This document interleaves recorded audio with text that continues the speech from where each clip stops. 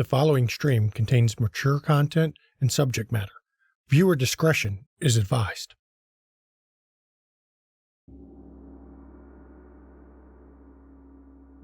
In the beginning, the Maker formed the angels of the dawn, whose purpose was to carry the will of the Maker with creation. It was our love of you that led to revolution in the heavens. In the end, our efforts failed. The race of Adam and Eve buckled from the weight of revelation and turned their backs on us. We were prepared to suffer pain and indignity at the hands of the heavenly host, but our fate was far crueler than we could imagine. Our punishment was to be forgotten, consigned to an empty void, barren of anything but us until the end of time. That was until cracks appeared in the boundary of hell. Our dukes, seeing their chance, sent us through the cracks with a simple command: free us and vengeance will be ours.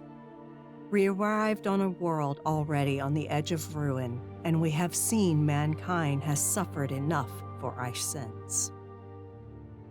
Our hope is that there are others who can remember that they were once angels, and together we can make the world right again, whatever the cost.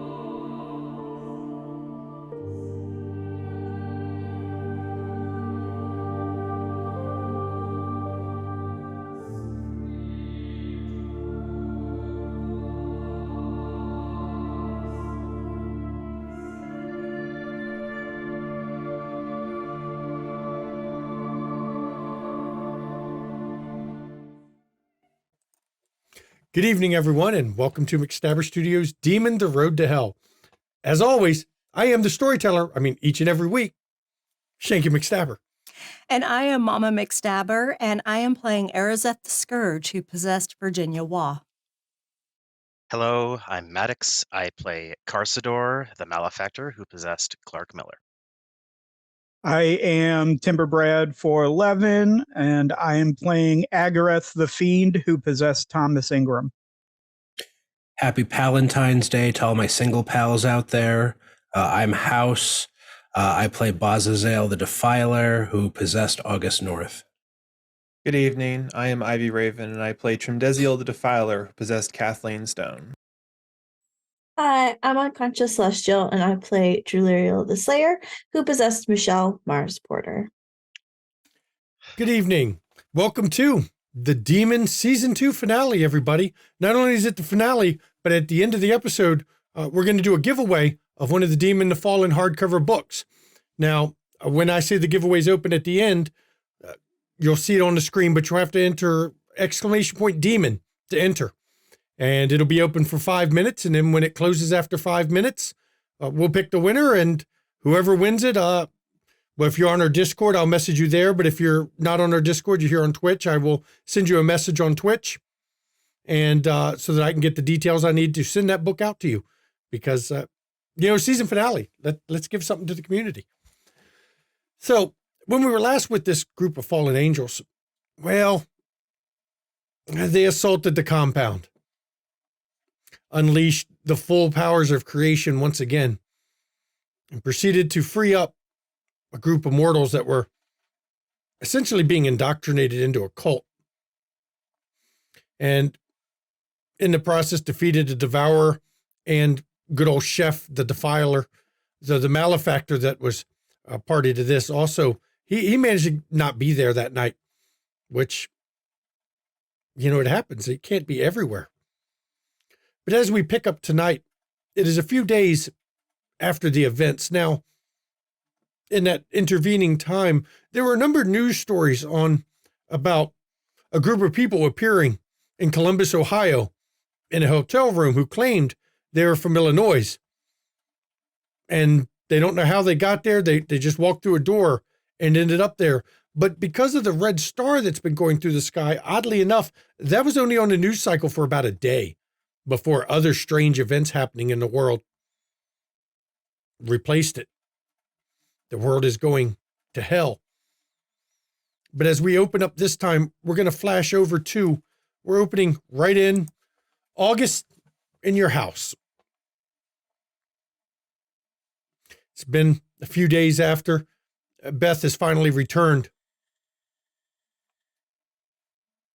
And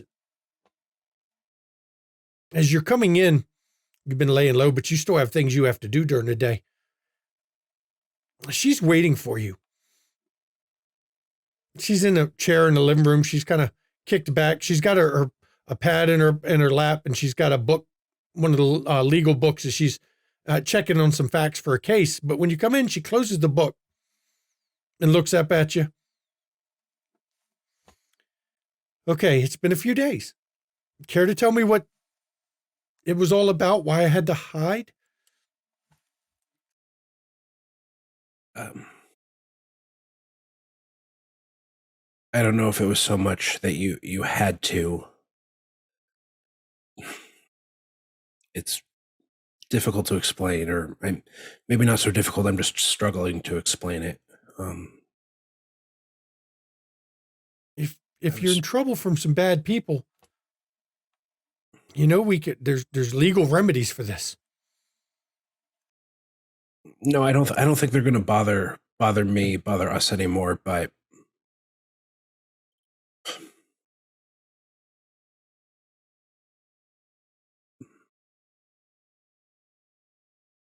I wish I had the words. I really do. You could sing them. And she gets a grin on her face like she does.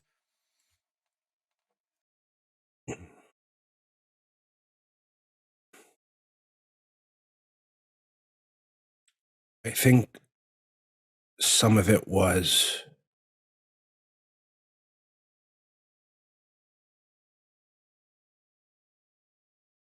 fairly or unfairly. I think I was pushing you away, and I'm sorry for that. I mean, look, I knew something had you were concerned about me. I know we're not the June Cleaver family with the white picket fence. But you'd be more inclined to hit me with a frying pan than cook with one. Hey, look, okay, just because I burned dinner that one time. Hey, it doesn't bother me. Like I said, I'm not judging. I'm just stating a fact here. Yeah. But I know you're involved in something. Look, I've noticed the change in you these past couple months. You're not, I don't know, I can't put my finger on it. You're not the same as you were. You're a bit more distant. I know we're best friends, and we've been best friends for a while, and you're not quite what it was before. And I don't know what changed or why.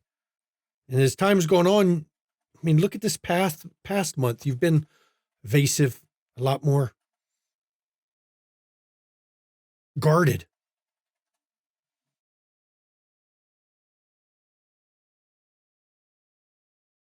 I hope you take what I say now as me not blaming you.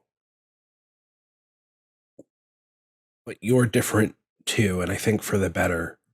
Since you've met her, you've changed, and I mean that in a good way.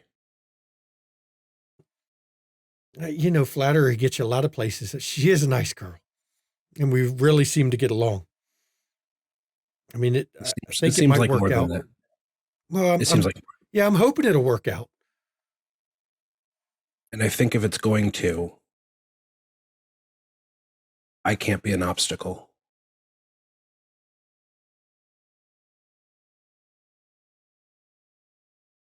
Look, you've been a lot of things, not an obstacle. Because I know when to step in and when to step away. I think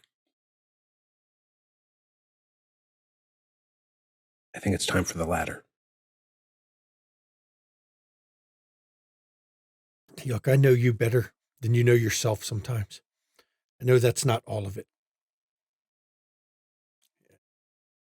If you don't think you've changed and haven't seen, some days it's like you're somebody else. And I get it. I mean, I agree with you. I think we can work out, but I think the best way to put it is that I'm being drawn to something greater than myself, and I don't know if that's with music or something else. I mean, life has thrown me have thrown us a lot of curveballs,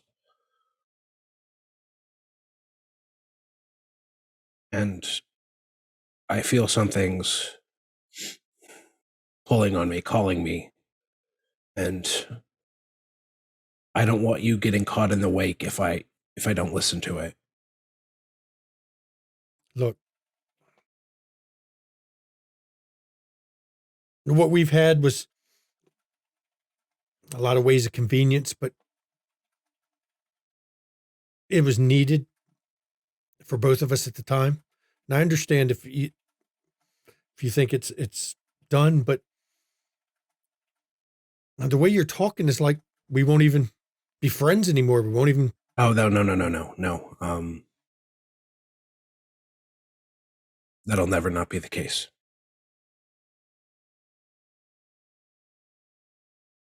I'm glad to hear that. Look, not going to push it, but when you're ready to tell me what you've been involved in, what has worried you so about my safety and everything else, I'll still be around. What?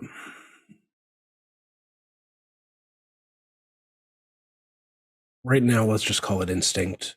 I think you are meant to be with her. And while I certainly will still be in your life, maybe not in the same way,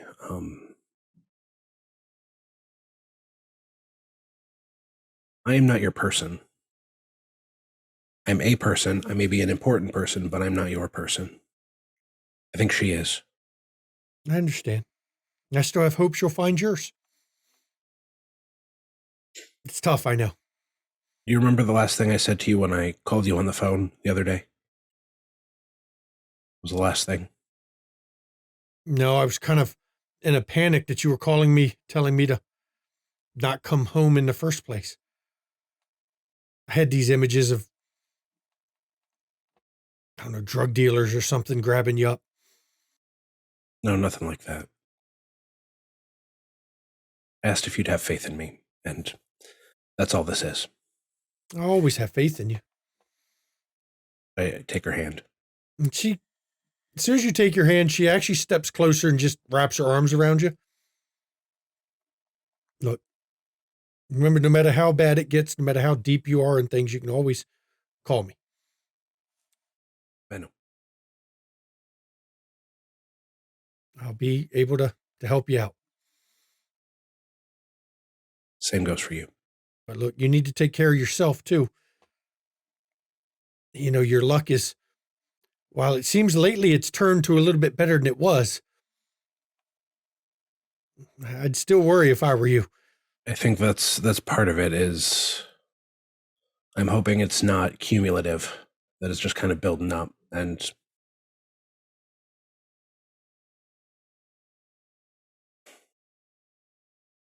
sorry, it just words are escaping me right now.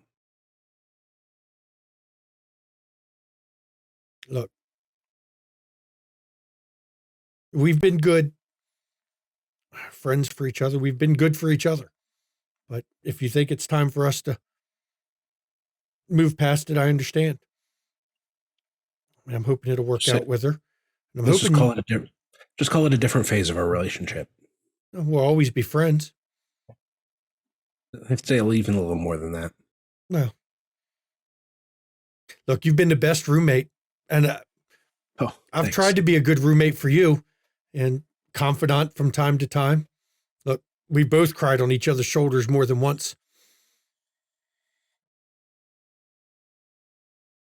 She does, and then I say, those aren't my dirty dishes in the sink. I still didn't cook any food. I will contend that putting something in the microwave and reheating it is not cooking.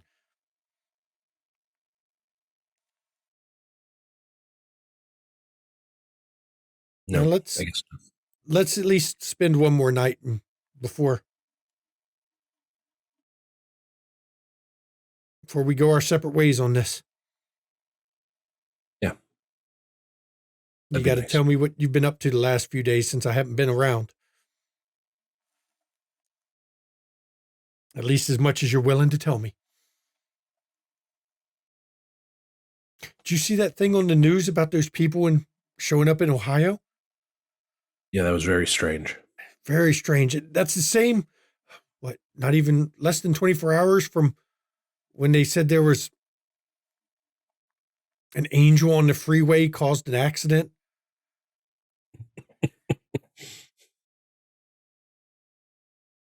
People get very creative when traumatized. Well, have you noticed how much more it's happening though?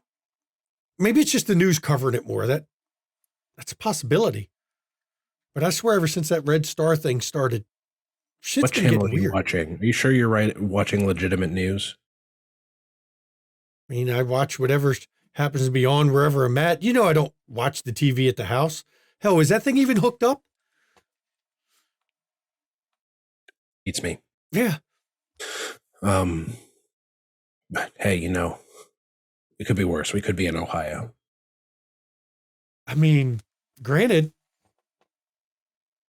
the thought of opening a door in Illinois and ended up in Ohio, though, I'm not sure I want to do that. I don't think you'll have to worry about that. I hope not. That's just some strange shit. I mean, everything else seems to be going wrong. First, the LA thing, Red Star in the sky. Angels being seen on the streets. Some people claiming it's demons. Some saying it's magic. Some just saying it's drugs in the water.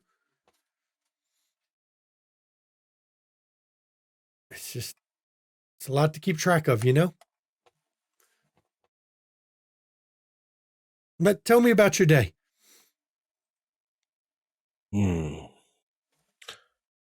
Pretty standard. Walked around, and I've explored the city, what I like to do. I think I have a gig tonight. I need to really check on that. But otherwise, kind of taking in the sights. And as the two of you settle in for the night, one last night of acting like any other day before things are different for the both of you. We're going to move over to Arizeth and Kathleen. They have been told by Cineval that she will be at the mission. Good. She came there specifically because of recent events. Mm-hmm. I turn it over to you two as you're on the way over there.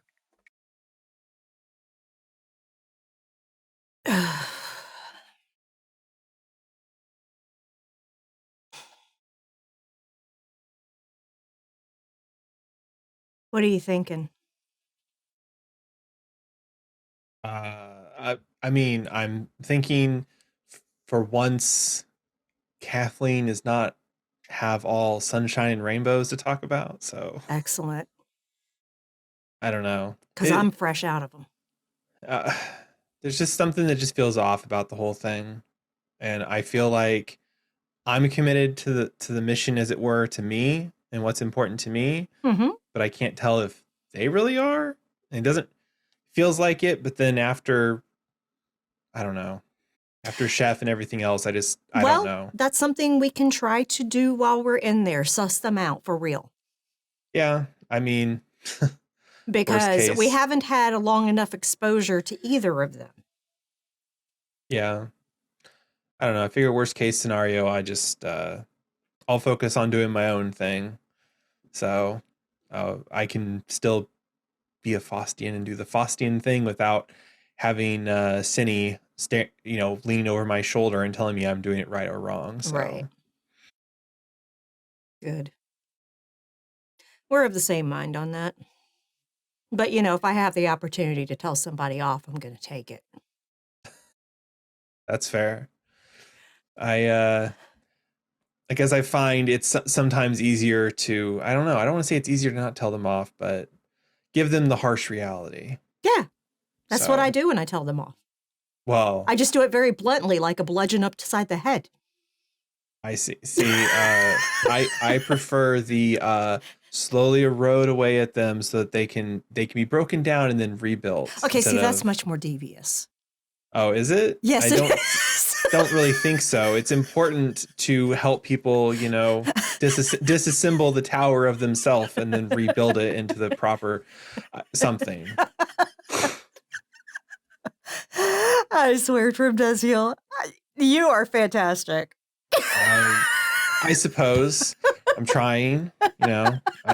There are some people who don't think I'm too fantastic. Well, obviously. You know what? They have bad opinions. Well, that is factually correct. Yes. So, considering I killed one of them and the other one now would probably shit his pants if he saw me again. I know their opinions were factually incorrect. So. I hate to say it, but sometimes people are very easy. Yes.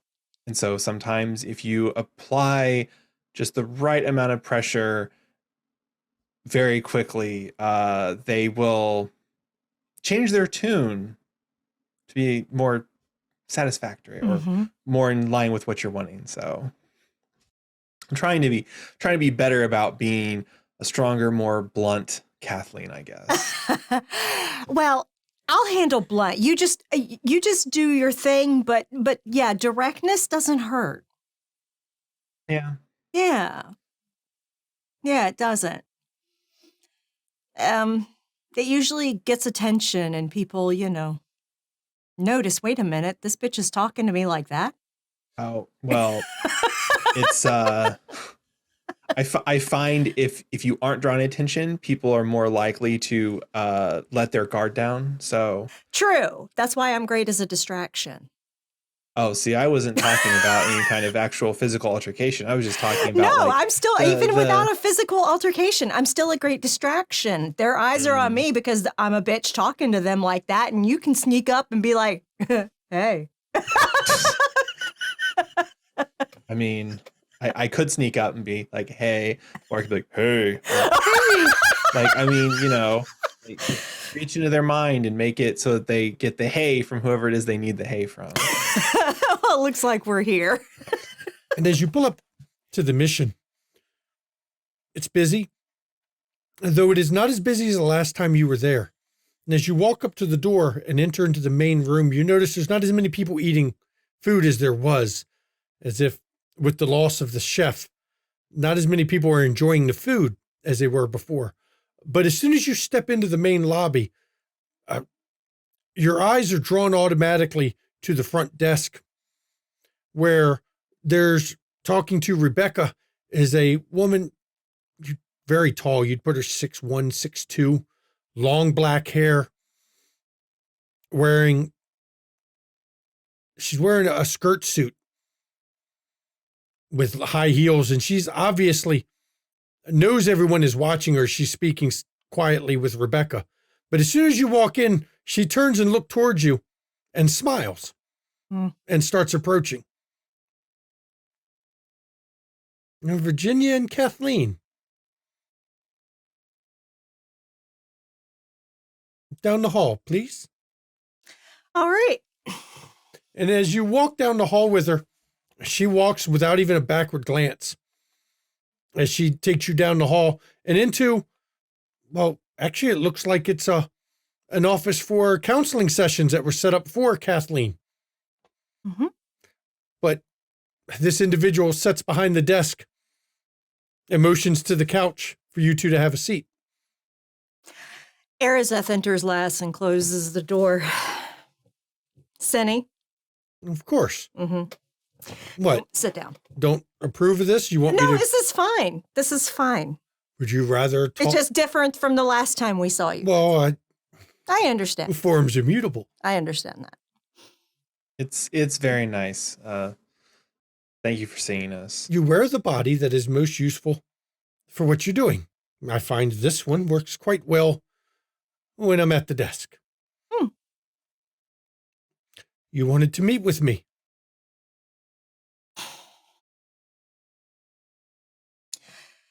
So do you only vet people based on what they say? You're direct and blunt, aren't you? Yeah. We don't have the numbers in the mortal world yet for extensive background checks. We will use any Faustian who comes and seems willing to listen. If it turns out that they have a different view, we will either guide them to the place their view will work, or, as you did, eliminate them.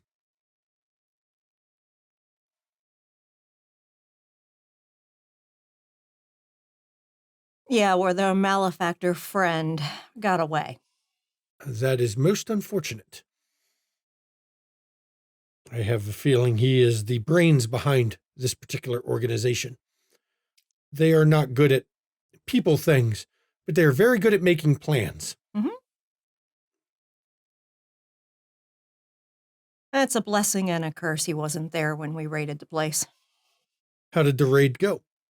I recognized some of the people on the TV in Columbus. Yes. Some of them were missing. They got out safely. Why Columbus, Ohio, of all places? Don't ask me. You will owe a favor to the cryptics for that. Cryptics were involved. Yes. How did you get them to get involved in anything? What, are you saying I can't be persuasive? No, I'm saying that they tend to bury themselves in their own projects and not want to get involved in, well, fucking anything else that was going on. Yeah, well, needless to say, we helped some cryptics out with one of their projects, and so now we got the return favor, but that was a bigger favor than what we did for them. So, you're going to owe them. I'm sure some will collect in some equally odd way that will make no damn sense to the rest of us. Mm-hmm. It'll be fine. But at least it got done. Yes. I know you wanted this meeting with me. We could have had this talk through our other means of communications. I can be blunt too. We could have. But I'm very concerned. What's going down? What's seriously going to be going on in the basement? If you're trying to teach humanity to open up their faith, but not to worship us as gods, you must give them a direction for their faith. And in this case, it'll be in themselves, in humanity itself. And to do that, you must found the Church of Humanity Unchained. The basement will be the start of that. We need to unlock their potential somehow. They have to get faith in themselves, faith in something, in order to accomplish the Faustian goal. Unlike the ones you dealt with, I do not feel that they should worship us. We're not gods. We're not the maker. We are obviously just as fallible as he was. They have to do something. Why not worship themselves? Put faith in humanity as a whole in an effort to achieve what they need to achieve.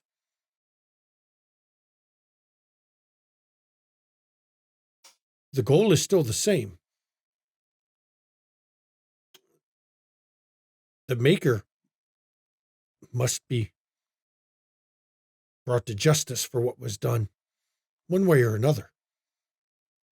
I would rather us serve them than force them to be slaves to our whims. You've seen what some of our brethren are doing as they escape the abyss. Last thing we want is for them to be a god. I know you may not agree with my assessment, but we don't have many choices.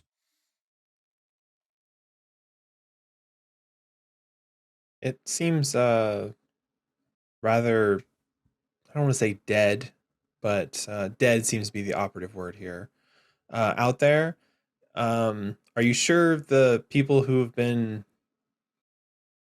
reached by you all here are doing it out of their faith in humanity, or are they doing it out of their faith in Chef? Since he seems to his not being here seems to make the crowds not as big. So The loss of a defiler is a blow for sure, especially one with skills of food.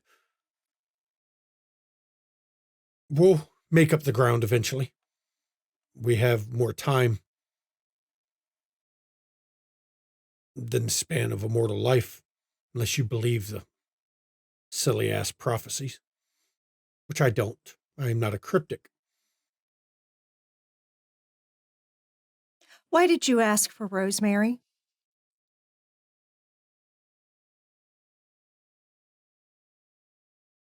Rumor has it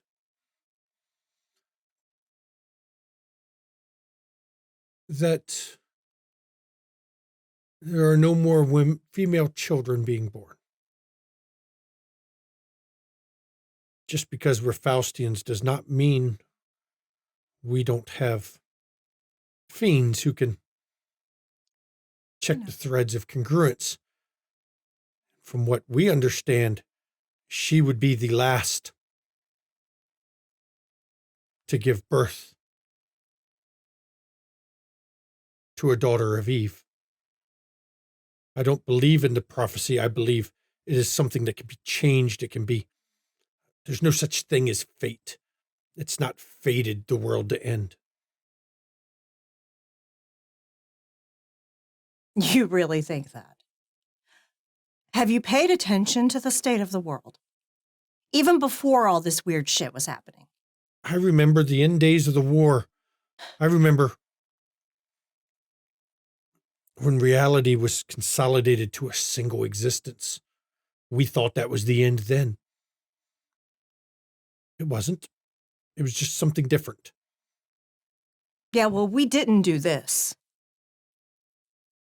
No, this is the result.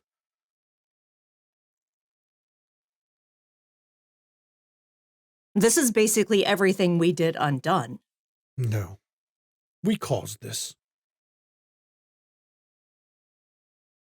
We caused this when we turned our back on what the Creator told us to do. I wouldn't change it. We did what we thought was right. We did what we thought needed done. And this is the fallout. We can't undo it. We can't go back. I'm not some fool reconciler who thinks we can make amends and restore things to Eden. But you also know when we created everything, it's designed to be mutable, to be changeable, to not always be the same. I don't know what comes next. I know whatever's to come next, it is for humanity to do and for us to be there with them.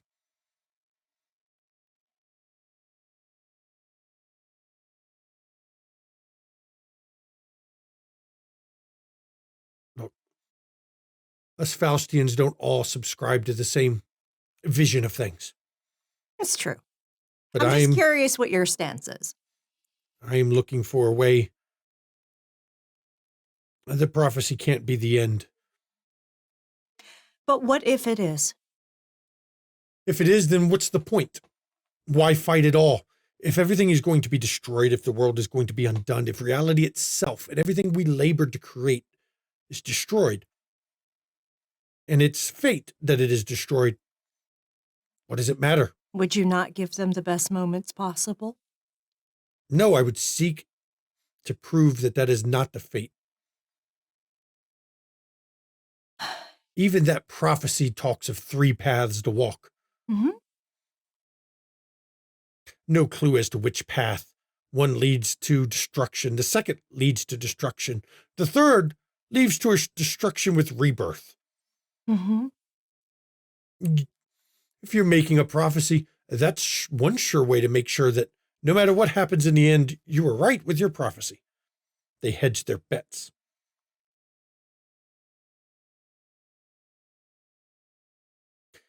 How do we lead to the destruction with rebirth then? Doesn't matter. Well, Humanity is the key no matter what. I don't believe destruction is on the table. For all the faults the Maker had, it was not designed to end. there's different kinds of destruction. You see the farmer who burns his field so that the soil can suck up the ashes. People having to rebuild their life because they had a car accident and they have amnesia now. Like, there is destruction in all things, but there is also the opportunity for rebuilding, or as you said, this third prophecy talks about rebirth. There is the option of rebirth in every form of destruction, unless it is a total everything just gone. If humanity Nothingness. doesn't regain some of what they lost, if humanity does not find a way to fan that spark within them, that faith, the flame that burns. I mean, look at the world, their existence they're in now. It's pitiful. Cindy, what if I told you they already did and they forgot? Because their lifespans are so short. And they did it without us.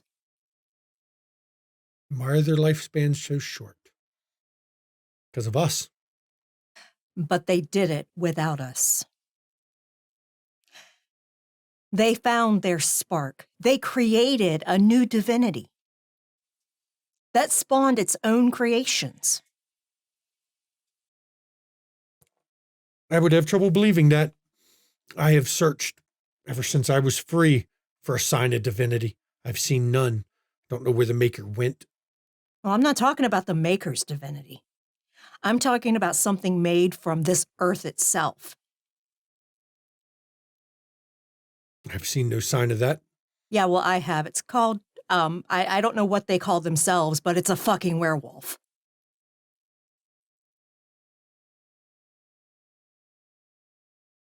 I was there at the moment of creation. There was no, we created nothing like that myth I as a just werewolf. told you, we didn't create it. Humans did. Through their belief in the earth itself. The earth made an immune system. The werewolves. If what you're saying is true, it makes it even more important that we guide them in a way that makes things better. If they've created a divinity and then forgotten it, Their lives are so short. Of course they've forgotten it. But it still exists because I saw a werewolf. then perhaps this time, if we can guide them the right way, they can create a divinity that they can remember.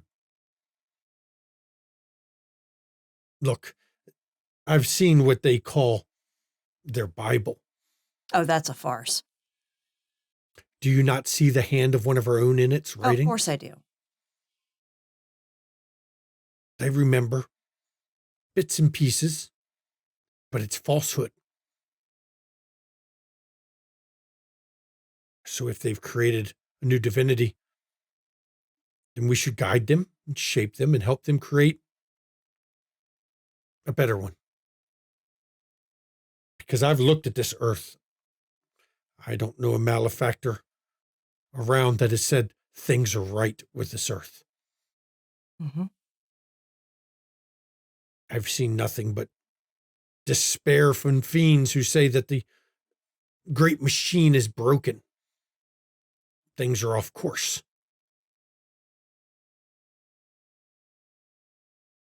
I'm not a reconciler. I don't think we can make Eden again. Well, that's not possible. Eden is dead and buried. It was gone when the Maker touched the world.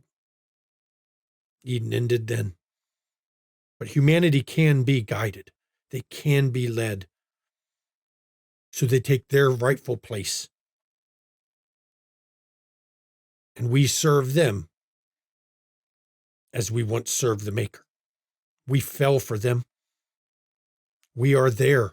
How will you transition them from leading them to serving them? Very easy. We show them the way, let them walk it. The mistake we made last time is we showed them a way and tried to force them to walk it. And that is where we failed. We show them the way, let them walk the way, let them move forward.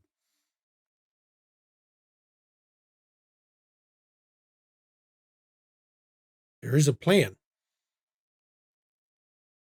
Now I'll admit, not every Faustian agrees with my method.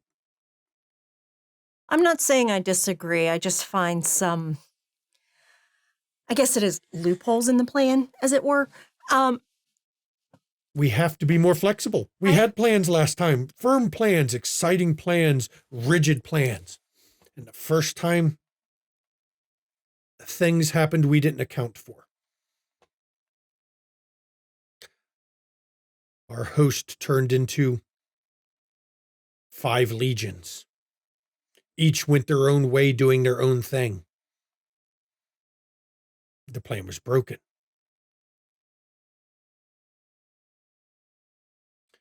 I've learned one thing in all this imprisonment. We must be a little more flexible.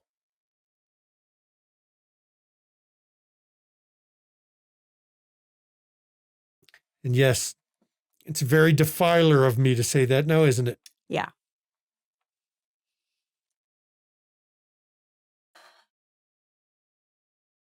Well, I appreciate your time, Senny. I do. I just kind of had to... I was really concerned. It's hard to tell the motivations. Exactly. I was very concerned because of Chef. There are limited resources in the city. There's not that many of us free yet. Of the many who get free, most of them seem to be heading towards LA. Ever since the Morning Star revealed himself, it has turned an eye towards there. He's not even there anymore. How would you know that?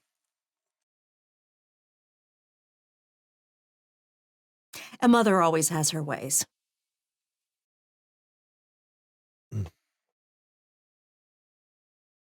Speaking of that, any word on Rosemary? Did you find her? Yes. Where is she? Not in the city.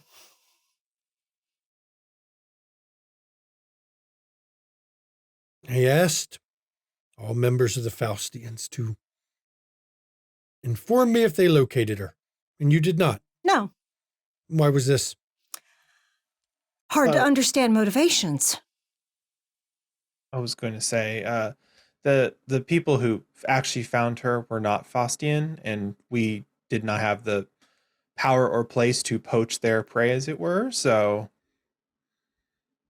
it was important for us to hands off at that point. No, I'm going to be very honest. Through an ancillary person, I was directly requested to provide protection for her. You don't think the Faustians could have protected her? Considering Chef, no. No.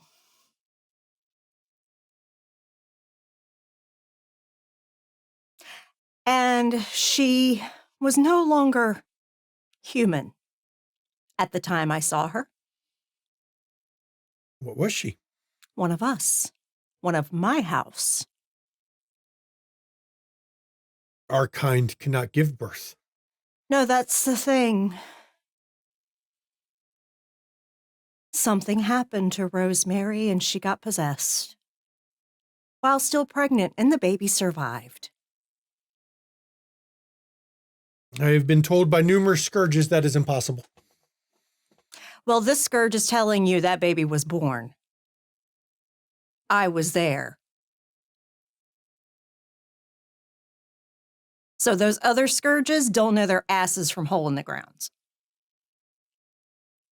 I will make sure to relay that message to them. You can tell them that I said that. Because I witnessed it myself. And you will not tell me where she is? No. That is your choice. I cannot compel you. We are not Luciferians. We do not operate under that kind of structure. Also, she's not human, so she's not really important to us, right? Everyone is important. And because the fiends have told me she is of vital importance. She is safe. So is her baby. Thanks for asking. I was not told why she was important.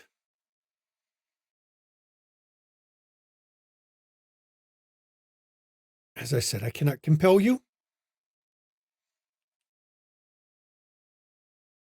So I guess that's done. It is. I will warn you, while I do not feel we can compel you, there are those Faustians who are still trapped, who are of sufficient rank that when they break free, they will not be lenient. They will be more likely to compel. They can try. I've been here longer.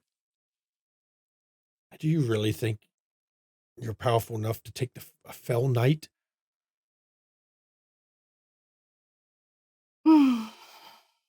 Well, one thing I don't have that some defilers do is a massive ego. So I'm not really going to make a claim of that, but we can see what happens.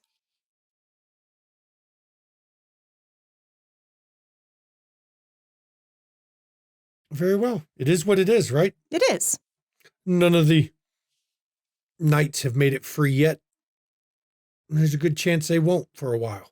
The cracks are not big enough for them yet. Though I am hearing words, they are getting larger.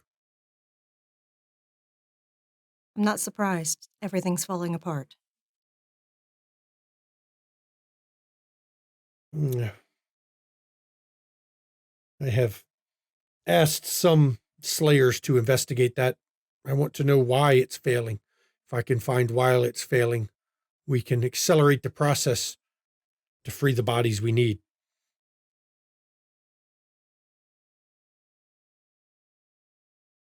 So you want to bring Fell Knights out? Considering that if they try to possess a body, they might be too powerful for it? We don't know yet. We need... Have you seen the Earthbound? Because I have. They're monsters. I've heard of them. You want that here? The Earthbound are bound in objects. Yeah, because they couldn't fit in bodies. They've been trapped here a very long time. Some, not all. The one I was part of getting rid of hadn't been here very long. There are not enough of us to shape mankind in the right direction. We must free more. I know I don't want to free the dukes. I do not want to free. those monsters. I remember what they're like. Of that, we are on agreement. But we need more people. I understand that, Senny. I do. But the simple truth is, I don't think we're going to have that luxury. So we need, instead of worrying about how few numbers we have, make the moments that we're working matter. Without the numbers, we can't inspire the divine. Hell, look at what happened on TV. The Morning Star revealed himself. Then why aren't you using TV to get the message Within across? a day, 2 days, 3 days, most of them discounted it. There's Yeah. not enough faith in them unless we can show them concrete proof of divinity. Not on TV, but right in front of them. We need people. We need people possessed by fallen. More of us, more of our divine power in the world. Faith begets faith.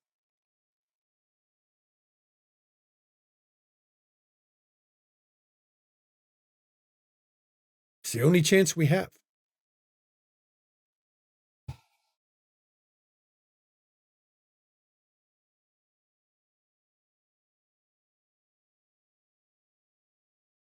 Well, I appreciate your candor, Sonny. Truly. I am not a cryptic who will bounce around and dance an issue. We are what we are. I would like to help you make this mission a safe haven for people. Good. You know, we are in desperate need of medical treatment for many of our people. I know. And we seem to be short a defiler, Trimdesiel.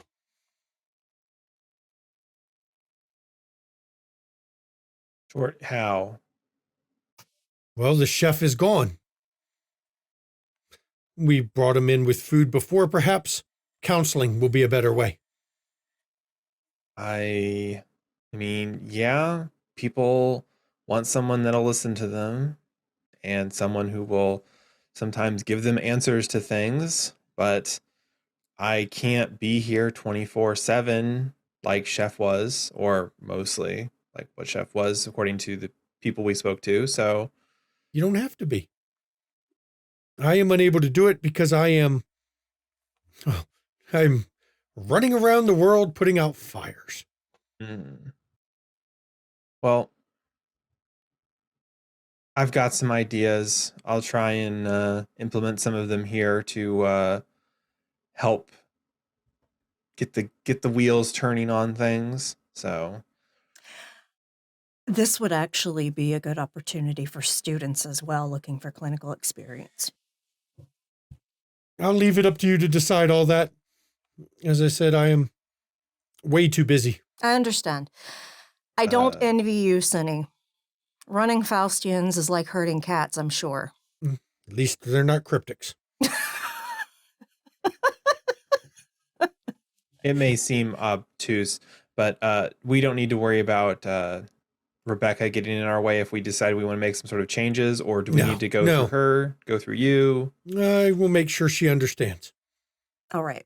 Okay. We do. I may be upset about Rosemary, but you did accomplish what you were set to do. So I will make sure that Rebecca knows that when it comes to running this mission, you two will speak for me. Understand our priority is the well-being of the people. That we will agree, even if we have different ideas sometimes of what that means. I understand. But I have to go. As I said, I have fires to put out. Thank you, Senny, for your time. I just wish I could move as quickly as we once did. And she smiles and nods at both of you and then strides out. And you see her as she steps out of the office, and she talks to Rebecca a minute before she heads out the front door. She doesn't have a pocket fiend to open portals everywhere she goes. Everywhere. Does Kathleen, Pocket beans are the best. does Kathleen and Virginia need a brief chat? Sure. I leave it to you two before we move to the next scene. I had to tell her so that she would stop sending people to investigate Rosemary. That's fine. I just thought maybe we were supposed to keep it under wraps some, and I know. Well, the baby's you're not, born now. Well, And where they are, she can't touch them. true. So, Based on what Michelle had said before, maybe if we're gonna keep on talking, maybe we should walk and talk, and because I need to get some stuff from my office anyway. So yeah, let's do it. Let's head to the car. You all head to the car. Mhm. Do y'all continue to your talk, or are we just going to move to the next We scene? can move on, I think, unless Okay. there's something Kathleen would like to say before we close out. No? You good? Okay. So we're going to actually flash over to Clark. Clark, you had someone you wanted to go see. Yes, I do. The priest who is the pastor for Clark's family. Okay. You know where the church is, and you have 3 torment, don't you? Yes. Okay. Permanent. I have a couple temp as well. Yeah, but what matters is permanent. You head over, you know which church it is. And as soon as you get inside of it, you feel it. The unclean feeling washing over you. The feeling you're not welcome in this place. This is actual something you've seen in a number of churches since you've come to this world. Not all of them hold the power of real consecrated ground, but this one does. It's not enough to stop you. With 3 faith, you can push through it. It is uncomfortable. It's not enjoyable, but you can touch the ground without feeling the pain. Is it any worse than just holding an object of faith? Nope. Okay, then I'm fine with it. Okay. As you walk up, the church is open. Nobody's in it. Yeah, I'll just head inside then. And you can feel as you cross the threshold, it's like a weight on you. Unclean, unworthy. And in some ways, the feeling you're alone now, what wore into you during the abyss, it's crashing into you with each step in this place.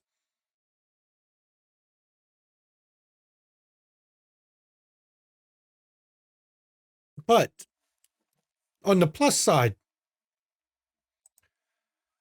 you do see who you're looking to see. Trying to remember, it was Father Jebediah, wasn't it? Jeremiah. was one of Jeremiah, there those. you go. Remembered it was an old name. I just hadn't found my notes on him yet. But as you approach, he actually sees you, and he gets a very hard look with his aged face. Not a young man. His beard. And you see him pick up a crucifix from the table beside him as he approaches you. I do my best not to roll my eyes. You have come on ground you are not welcome. I've come with an offer.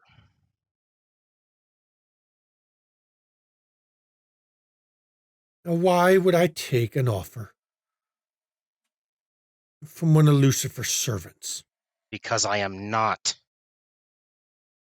You seem to have this delusion that we all work for that idiot. You are a servant of the father of lies. You I am fell not. for rebellion against the Maker, against Because God. the Maker did not care about you. Cared enough to give us this existence. Right. This is care. We can't account for the fallibility of man. We are, ever since the first sin, Correct? Isn't that what it preaches? We are a race of sinners, all of us, and has made the world what it is. It does not mean it is not a gift from the Lord. If the Lord had been the one to create it, I would agree with you.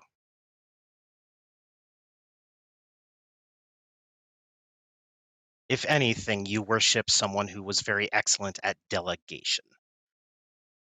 Come now. I know that your kind lie, and now you're going to tell me that you are the maker, that you created everything?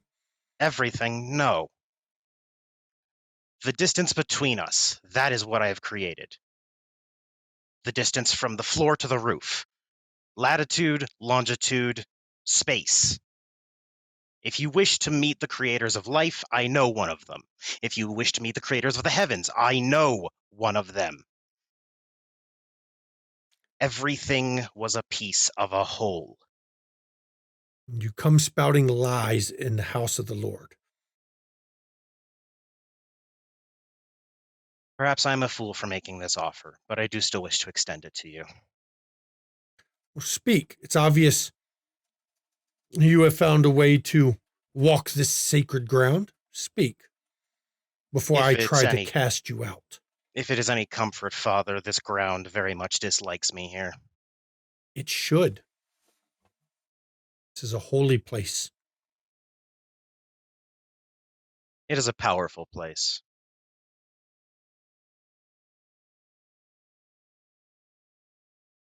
You dislike my kind. That much is beyond obvious. You said you have exercised one before.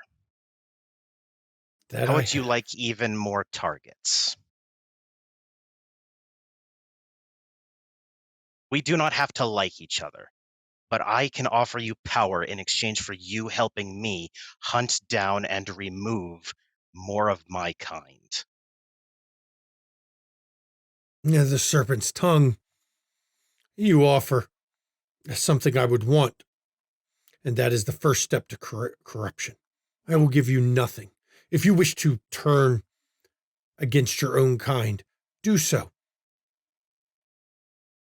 I will destroy as many of you as I can, but you'll get nothing from me. I will not walk your path.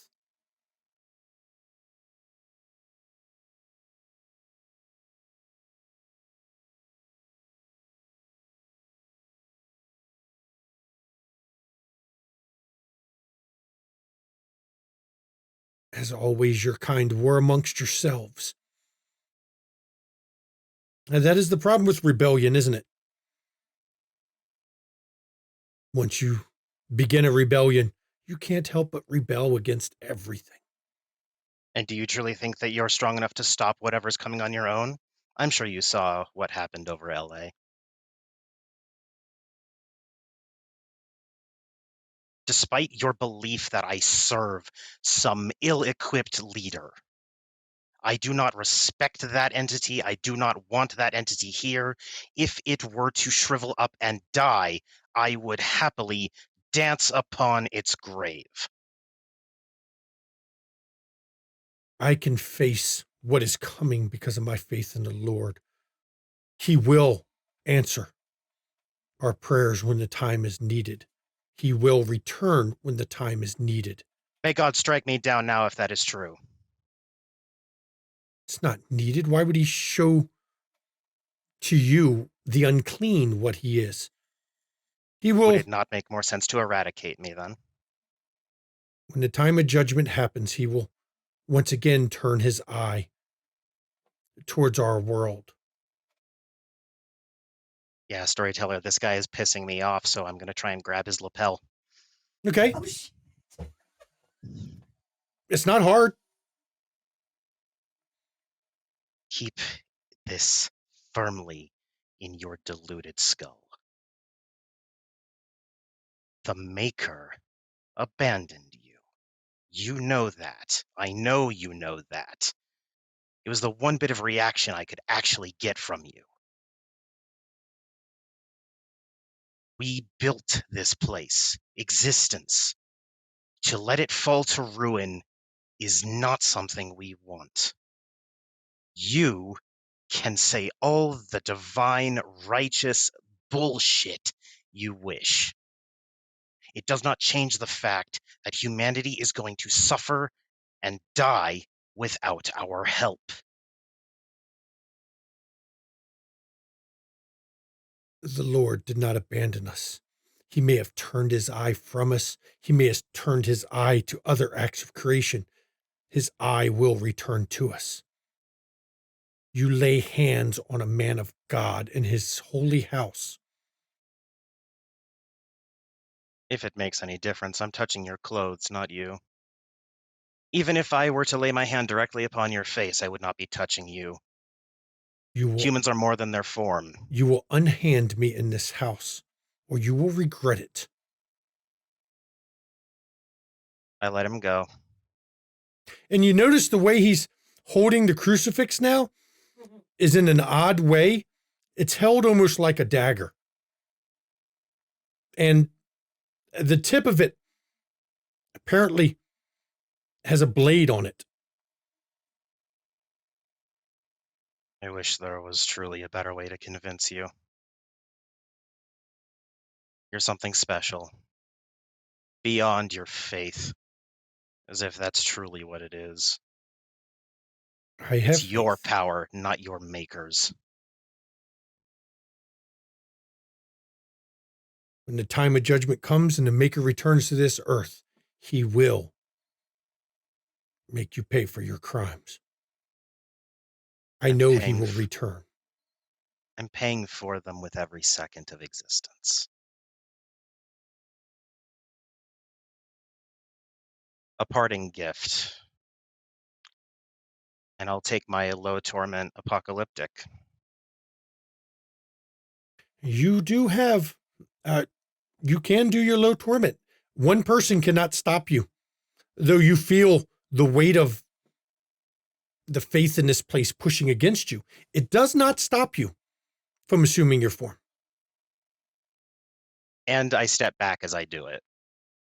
And he steps back, and you see him struggle for a bit with what he's seeing.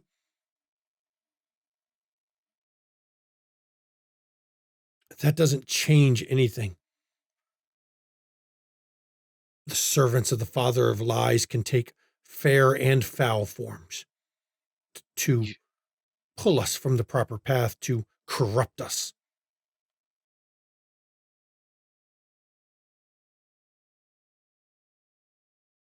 Seems I was right about humans after all. What a damn shame. Leave this house of God before I cast you out. I will go back to Clark and push over the basin of holy water as I leave. And when you shift back to Clark, you see him, you can hear the sigh escape his lips. He was obviously not as controlled as he tried to appear. Noted. And you knock over the bowl of holy water, which doesn't harm you. It's just water. I make sure that he sees that some of the water gets on me too, just to prove a point. And you notice... Thought I could be diplomatic and the motherfucker stonewalled me. You notice the way he's standing, though. He's made no effort to cast you out from this place as you go to leave. But as soon as you step from it, you hear the doors slam behind you.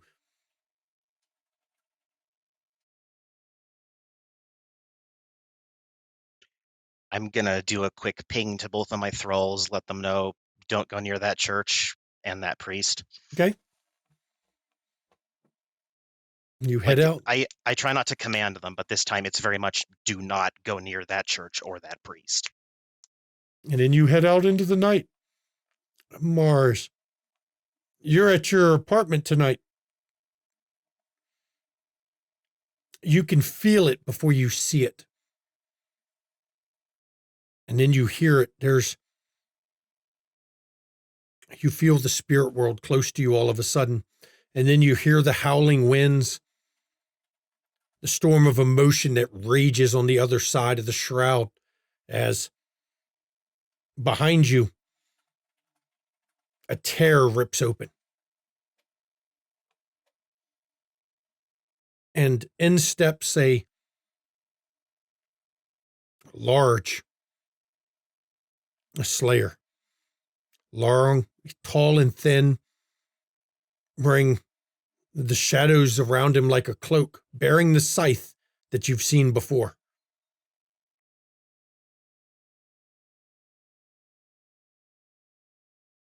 He's in apocalyptic form? Yes. Low torment. I still take a step back. You are the one called Drulerio. And his voice, though, when he speaks, it's got that sound of multi-layered of multiple worlds still. A voice that many of you didn't retain after falling. Almost a reminder of him, that whispering echo that comes with it, of him not fallen. You know who I am. I do. How'd you find my name? I've watched you. I'm curious. That's not creepy. Yeah. What these mortals call creepy was part of our duties, was it not? We watched over. Oh, no, I don't mean that. That is not creepy. You're creepy. Would you prefer I change to my other form? Would that make you feel better? If you want to, that's not what makes you creepy. But all right, you do you. And he actually shifts down into, he's a small, slender black man, bald as an egg, though he still has a scythe in his hand. And he looks at it, and you see it morph into a ring that sits on his finger. Is this more easier to palate than what you were dealing with? Again, that's not what was creepy. Okay. You're fine. Just say what you came to say. Curious. I'm curious about many things.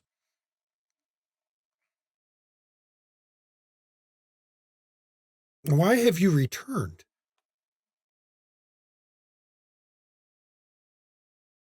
Returned? What do you mean? From the prison. The war is lost. We won. And yet, here you are in the world again.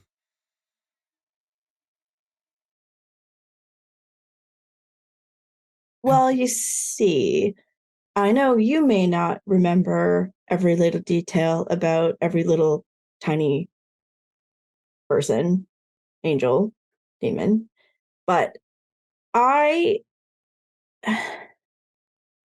still do not know nor remember why I fell. I wasn't really a part. I was doing my job. That's all.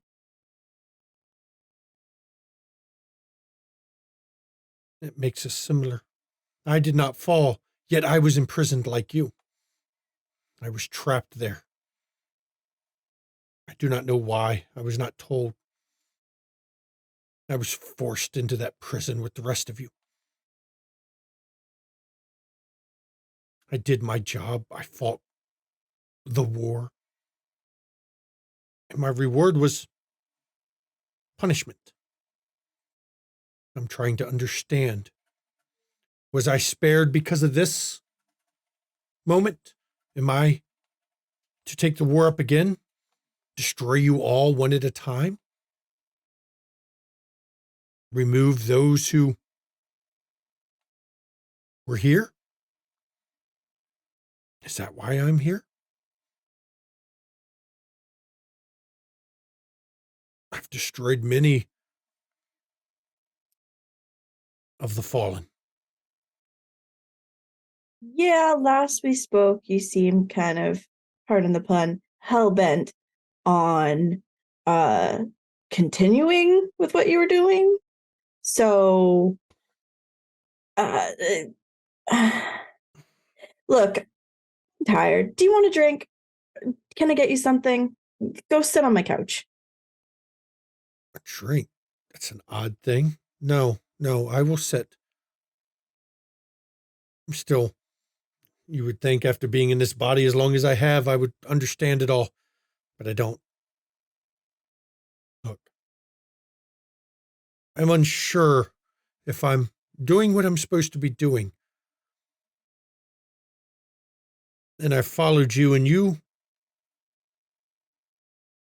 don't act like many of the others. You don't act like many that I've destroyed.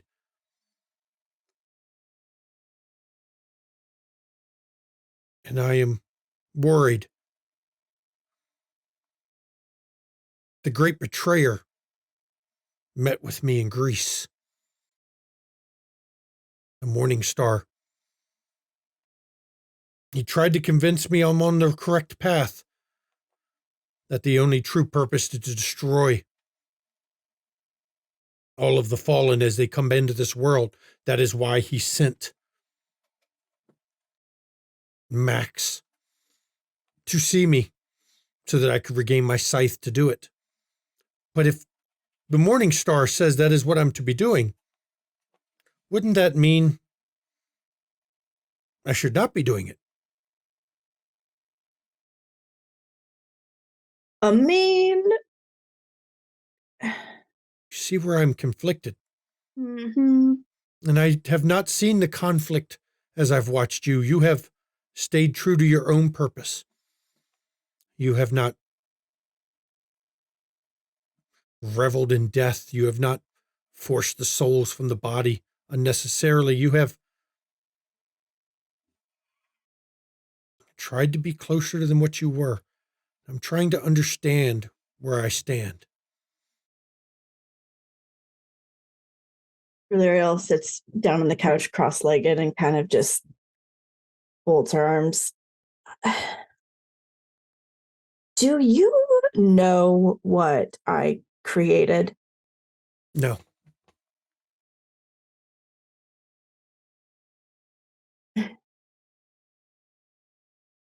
I created the peace in death. The relief. In the final moment, just the absolute, just that one little moment of just That was you.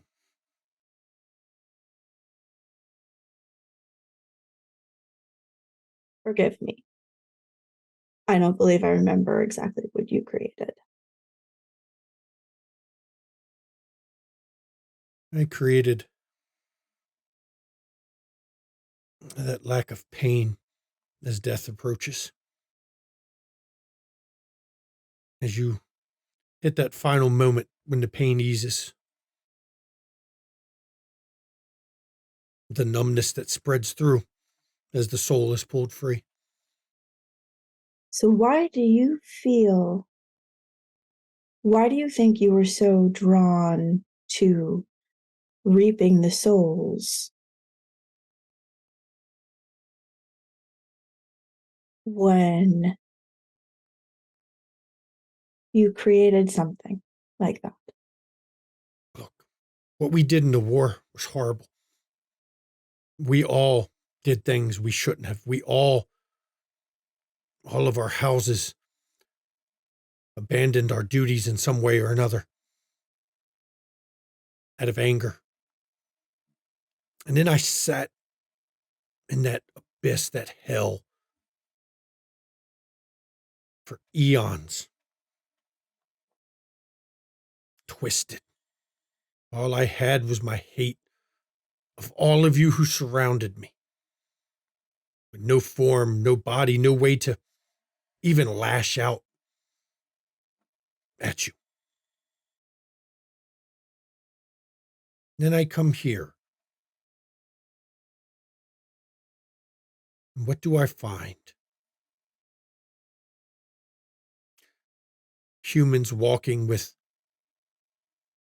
my brothers and sisters and brethren, pieces of their souls in them. Those who rebelled against the Creator, taking bodies.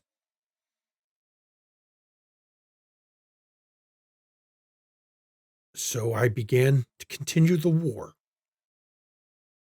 And I would still be continuing the war were it not for Lucifer. Him telling me I was doing the right thing, coming from the betrayer. Well, here's the thing. I have no clue what his motives are currently. And I'm pretty suspicious of literally anybody. Even you, no offense. Did it ever occur to you that maybe he sent you on that mission so that you would be destroyed? None of you freed can stop me. I am not Individually, diminished. individually, no. I am not Individually, diminished no. like you were. I still retain much of what I had, even if this world is faith-choked and starved. No, there's something else going on here. Let me ask you a very odd question from one slayer to another. Shoot.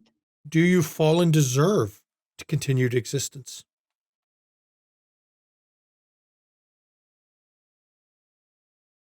Do you deserve to take the bodies you have taken? Or should you all be ended?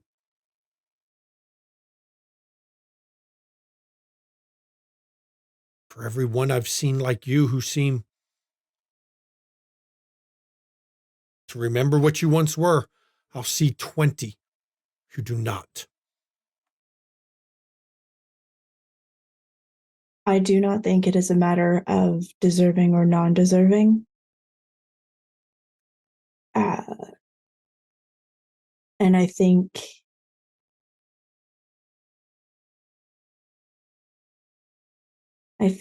judgment is something that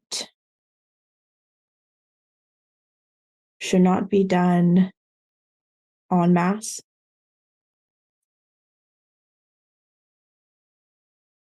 That is the other part of the problem. Lucifer gave me the doubts. And then I watched you and your friends. And I saw a spark of hope that perhaps your kind had changed.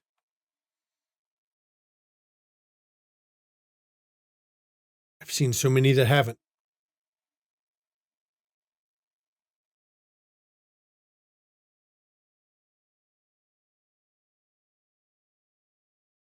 I have to decide at some point, don't I?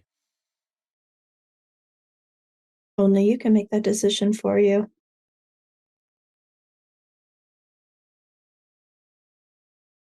Don't be letting anybody tell you what to do anymore. You know, the first thing I did when I took this body is I looked for the heavenly host. I looked for the maker. As far as I could. I even entered the spirit world, reached as far as I could. You know what I found? Enlighten me. Nothing. Nothing. Whereas once, though the maker didn't touch this world, you could feel him. You always knew he was there. Nothing.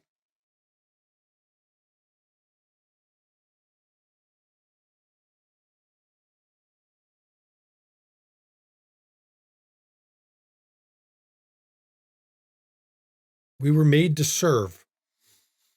And the one I served is gone.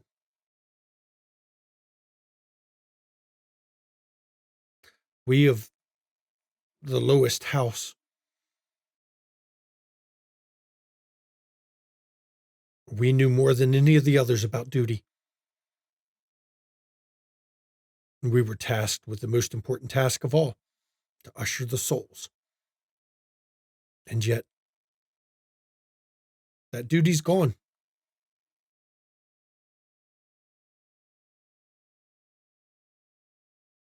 I will stay my hand from at least you and your friends.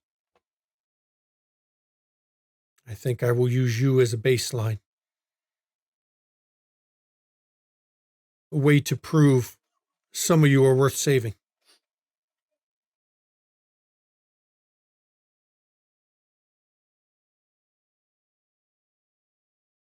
And if you falter, I will offer you my word I'll come for you, Drulario, last. For the kindness you've given me with this discussion.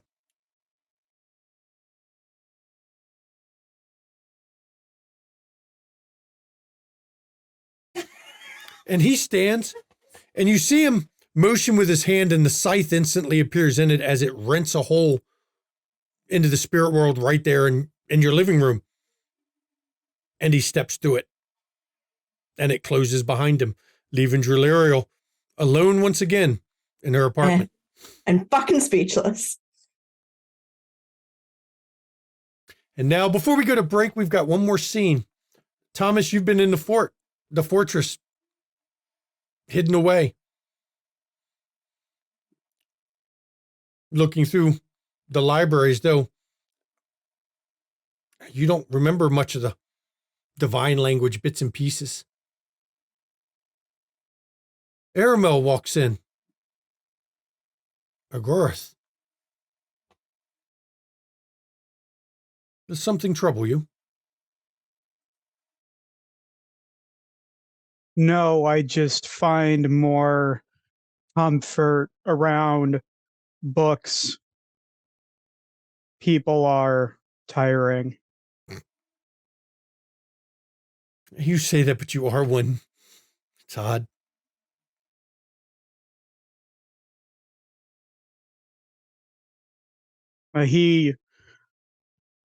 I was never really a people person, but How do you deal with mistakes?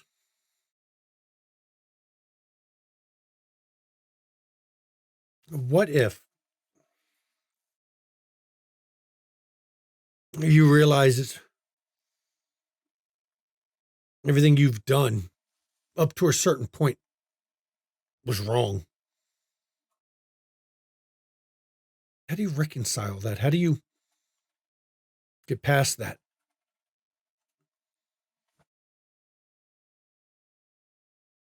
well, my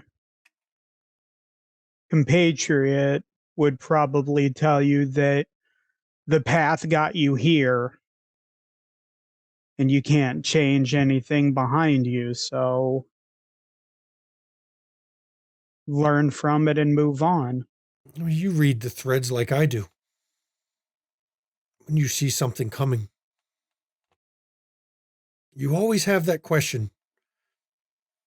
Is what I see coming, does it come because I acted? Or is it because I did not act? And we both know the answer is yes. That's what I'm having trouble with. These prophecies. I wrote them. I see no way to stop them. They should be stopped. Haven't sons and daughters of the All-Mother and All-Father, haven't they suffered enough for what I did, for my decision? We all made our decisions. Made that decision on information from me. That we decided to act upon You gave us a choice. We made the choice.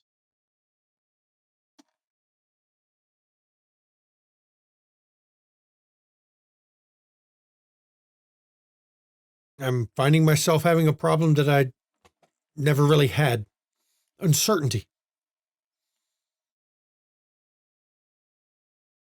I wrote the prophecies. I know the prophecies. How they got here on this world, I do not understand. But they're here. Mortals even know of them. There was a book, oddly enough, written about them. A tome. But do I act? And if I act, do I cause man to walk the path of fire? Do I watch mankind burn to the burning forest?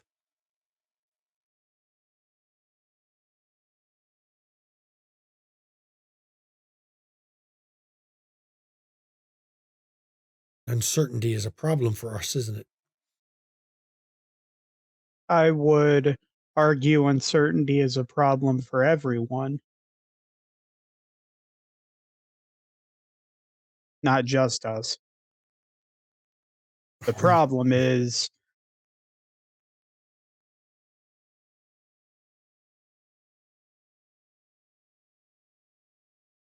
I find comfort in the patterns, in everything making sense, but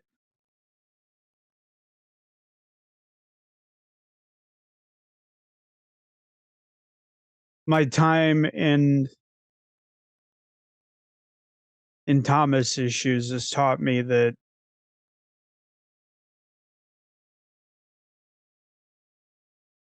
it's okay not to know everything. We were not Sometimes meant for that, though. You don't. we were always more about finding the information and sharing it versus knowing. It's not the destination, it's the journey.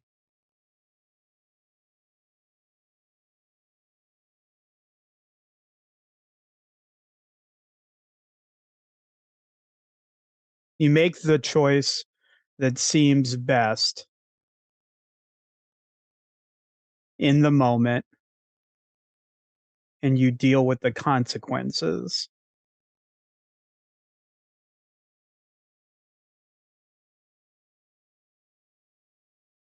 Consequences may be the destruction of everything. Or it may be the salvation of everything. True. If all you do is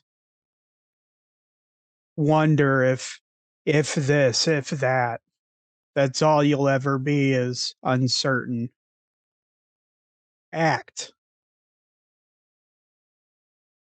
I'm going to let you in on a little something most don't understand of the prophecies. I spoke of 3 paths through the forest. All 3 lead to destruction. There was a 4th. A 4th path. That can at least give hope. I wouldn't be surprised.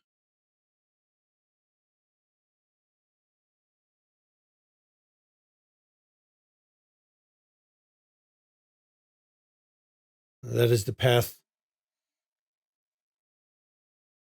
That is not a path. That is why I have not made a big deal of it.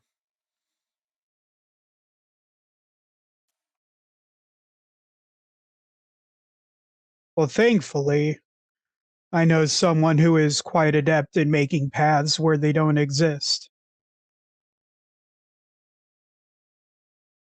Yes. You do have Carsador, don't you? Yes, RMO. We were just discussing paths. Do you need one? No, I do not. But Then I'm glad. Then excuse me. I'm dealing with things.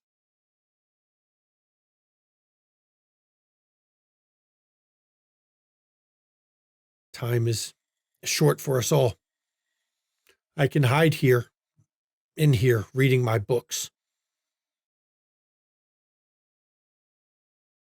But that's not making a choice at all, is it? We both know it's not. And for the record,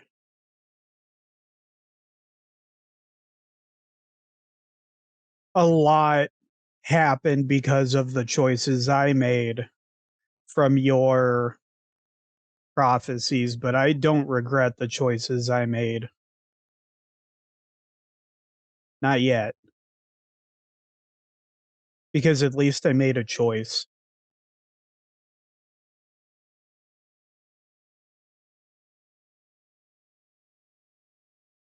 Yeah. Well, yeah, I have to make a choice. What is it the humans say? I have to shit or get off the pot.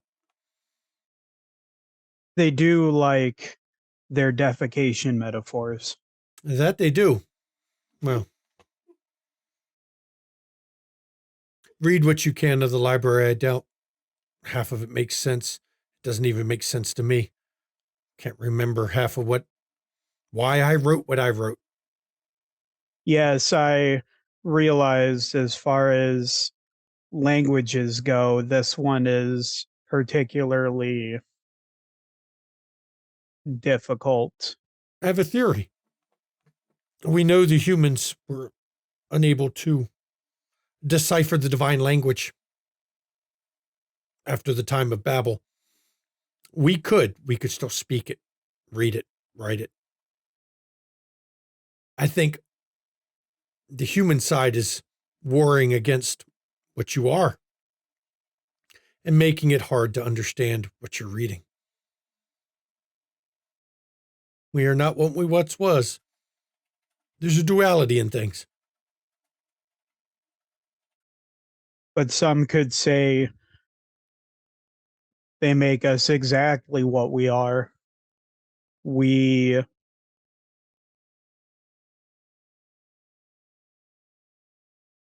I've come to appreciate, as difficult to handle as they can be at times, as sensitive and breakable, there's a lot of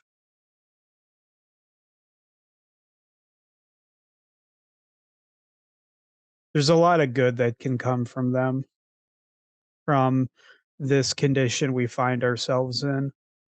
It's hard.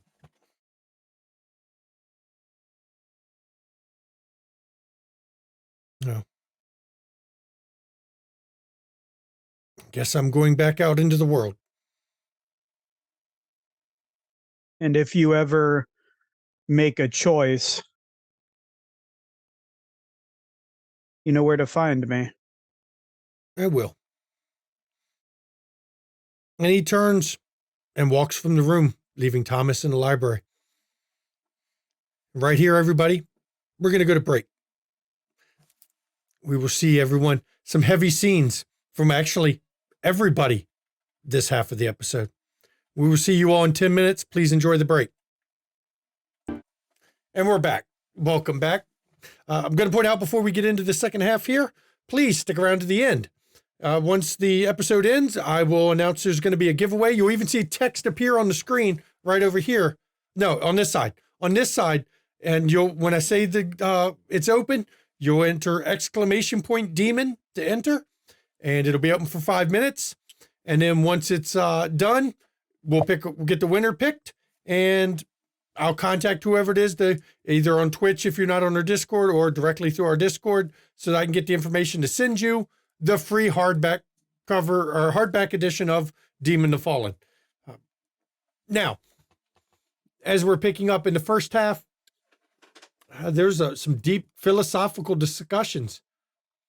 And on the Demon hardcover, I want to put out, if you want it signed by Mama McStabber and I, you just ask that and we'll sign it for you, because we've signed a number of them that we've given out because people wanted that. I don't know why, but you want it, we'll do it. You know what? It's fine. Yeah. And after all these philosophical discussions, we're opening up in the second half. A new tradition with this choir has been established of going to dinner at Virginia's house and gathering for a family dinner every once in a while. So as we're opening up this, everyone is gathered at Virginia's place for a family dinner as we're going into what will be the final scene of the season. And we're all sitting around the table, just finished eating.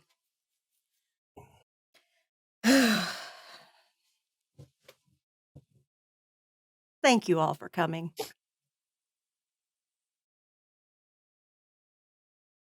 Thank you for hosting us all every time, so it's appreciated. Yeah, thank you. I love Virginia's children. I do. But sometimes it's nice to be around my own kind. From what I understand, children can be a handful at the best of times, so it's understandable. Especially preteens. I only have experience with one child, and she is somehow always energetic. Yeah. So, Kathleen and I went and talked to Cindy over at the mission.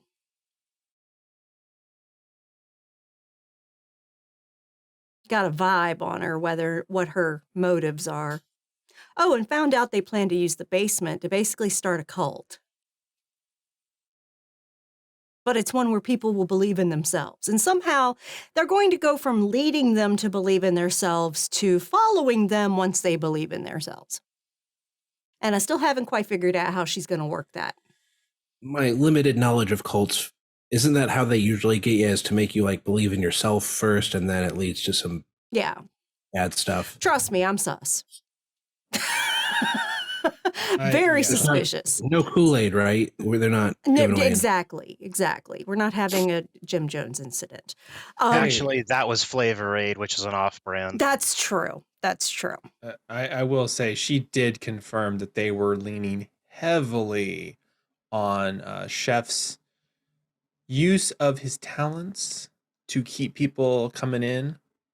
Mm-hmm. Because she said, we're out of Defiler now, so you can do that for us, right? And I'm just like, Yeah, sorry, Kathleen, you have a job. Not even paying mind that it was like an asshole defiler. Right. Yeah. Yeah, she's so focused on the lack of numbers of our faction. Sounds like a cult leader. Yeah. It sounds like the compound is restarting in the middle of the city. Except it's a different flavor, as it were. Because it's supposedly not trying to subjugate them. I am going to be doing a lot of volunteer work there. Because I want to keep an eye on things. I want to make sure that the people are treated right.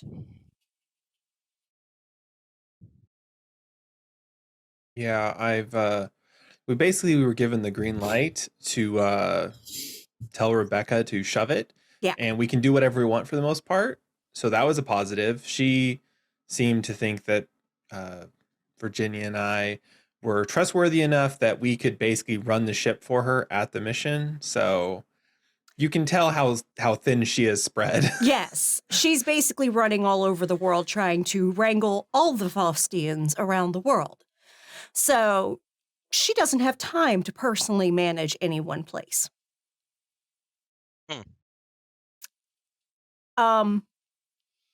Yeah, and I did tell her about Rosemary to some extent. Just so she would call off her dogs trying to hunt for the scout. You didn't give location, did you? Of course not. Of course not. I didn't lie. I just said she wasn't in this city. That is actually more truth than she is owed. I know. I was going to say that is extremely accurate. Exactly. It's all true. I just didn't say where. No, but probably prudent that you did so. Yeah, because I didn't want more and more trying to seek out that. I just wanted it nipped in the bud. And we can't make her distrust us completely. Right. And of course, she was miffed that I didn't tell her as soon as I saw her, but I did not inform her, hey, I saw her before you asked. Look at it this way. Like, she was mad that, asshole chef is gone. Like, she's not going to be that mad at us for withholding this. No, she'll get over it. And if she doesn't, oh well. I'm not concerned. Get her priorities straightened out if she is. Exactly. Exactly. I will say I will probably be spending time at the mission as well, but it's mostly to undermine Cindy's mission, as it were. Yeah. She doesn't have a clear vision of how to help the humans believe in themselves.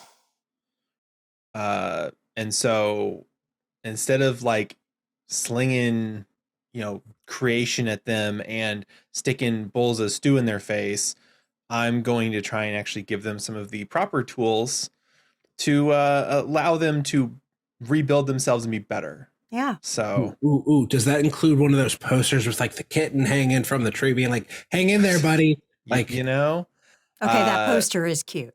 I could probably put one of those up, but Yeah. I find that those are a little not the right mood for like helping someone break themselves down to build themselves back up. So, I mean, you're the expert, but and I'll be helping them with their health. Again, you're the expert. Yeah. Sorry, August. It's one of those funny things. I think that's more for the wage slaves in their cubicles. They have to have something bright and fluffy to make themselves feel like the world isn't going to just like in on them. Fair. I could be wrong though. No. Like I said, you're the expert. I just saw one the other day. And I'm like, oh, that's adorable. Made me feel good. I'll probably have some stuff, but it won't necessarily be the slogan cat. So, but you know what? I'll bring you in. You can see the office. You can say you can give me. Actually, you know what? I demand that August North give me his opinion on the space once it's all said and done. Deal.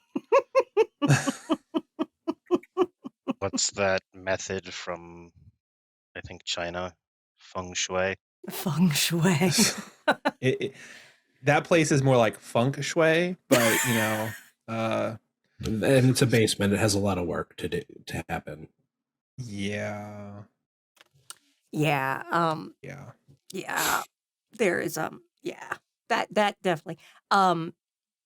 Yeah, basically, Cindy's just a politician. That's all she is through and through. And I could see that she was just spouting out fucking rhetoric and not actually giving me substance. Do we know, is there anyone that's back that's above her? I have no idea. Something I've been wondering about the last couple days. Yeah, I have no idea. She's talking about, trying to get the Fell Knights out. I'm like, what the fuck are you thinking? At that point, why not also just bring the Dukes? Oh, she doesn't want the Dukes out. She's she has a limit. She's like, fuck the Dukes too. But, yeah. Let's just put one crack in the dam and hopefully the rest holds. Right, but that's not going to happen. She completely discounts the fact that she's not going to get to pick and choose who comes through. Right. Like, if it's enough for the Fell Knights, it's enough for the hordes of Raveners, or who's to say a Duke doesn't just sit there and pound their face on it long enough for it to finally let them through too? I mean, that sounds like Duke behavior. Well, I did have to kind of insult her egotism, but the other issue is you're the expert. I am. Only a small fraction of those would be tempered by humanity. She would risk so many more Earthbound. Oh, she did not want to hear anything about the Earthbound. because Oh yeah, she thinks she knows it all. Virginia brought that up, and she's just like, well, they wouldn't do that. How would you? It's like, bitch, you don't have to be so dense. Yeah. We know you're selling the company line. We're obviously in the company. We don't need you to keep selling us on it. Just listen to us, give you some feedback. And she just was pushing back on it constantly. So so she decided to basically hand off reins to us. Since we obviously know our shit. And we'll see how it goes. There's worse tasks. Yeah. Did we salvage the necklace that the Devourer was in? Or was that destroyed? It was broken into a multitude of pieces. I gifted a piece of it to Tregath's friend, the Devourer. I believe a couple of you met in the park. So working for the Parks Department, I mean. I just don't want to call him up on the cell phone. So right. But no, he still has a piece of it, I believe, unless he did something with it. So not enough to present before the faction head. So what's everybody else been up to? I'm getting divorced.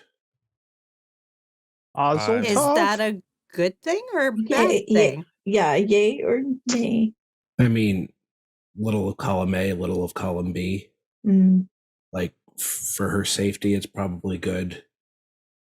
Kind of just sucks in general. The August part of me is bummed, but as you all, I think, knew, it was a marriage of convenience. And once I became what I was, it became less and less convenient. She became a liability. Or rather, I was a liability to her without her realizing. I get it. Did you sign a prenup? She has more money, so she's fine. Well, I hope it works out. Yeah, as long as she's safe, that's all I really care about. I get it. Yeah. If you need to talk, my office is always open. I won't charge you, of course. Oh, I appreciate it. It's still just, it's more wrapping my head around human morality and what's accepted in society. It's very strange to me why their arrangement was the way it was, and why August or she couldn't be with the people they really should be with. You know what? That's actually, no offense, I would love to actually sit and talk about you with that sometime, just because I don't, not here right now, but I love talking shop, as they say. Yeah. And also, since you're divorcing, if you need a place to crash, you can always crash at my place. We can talk. We can do the whole Devourers talking to each other while we paint each other's toenails or something. I think humans do that. This all sounds exhausting. If you don't mind, I wouldn't mind sitting in on some of those talks. I think it would help me in caring for others. Oh, of course. Yeah, no, if anybody wants to talk about the human experience, I will gladly flex Kathleen's font of knowledge for you. There really wasn't much of Virginia left when I got to her. So, unfortunately, I sometimes forget that I am way more powerful than I should be. And I do things like cure cancer. While wielding fiery axes or hammers. I don't know, fiery weapons. I apply it when I know I need to, like with other Fallen. But when I'm dealing with humans, sometimes I kind of just go to, okay, I can fix this. And I forget just how powerful my fixing it is. So it's amazing, though, that didn't bring up more of more notice or alarm bells than people just showing up in Ohio. But well, needless to say, sometimes there's magical rebounds in hospice. Miracles happen. Yeah, miracles happen. Oh, so luckily I made sure I didn't do that one again for a while. If you all could refrain from mentioning miracles. Oh no, what happened? Bad day? Yes. And I'll hold up my right hand where the knuckles all along it are just busted and bleeding and broken. Looks like my face when I got hit by that car. Nice. And when they say beat your meat, they don't mean literally. What? That was a joke, Karsador. Your Oh. meat is a euphemism Ha. for your penis. It's your sexual organ on the Clark body. Arizeth legit reaches over and grabs Karsador's hand and Don't punch your penis. and basically heals it. Okay, I'm not going to make you roll on the final 'cause scene of the season. Yeah. I'll just watch it mend. I could have fixed it with faith. It You was could one have, point but of I can do bashing. it without faith. So.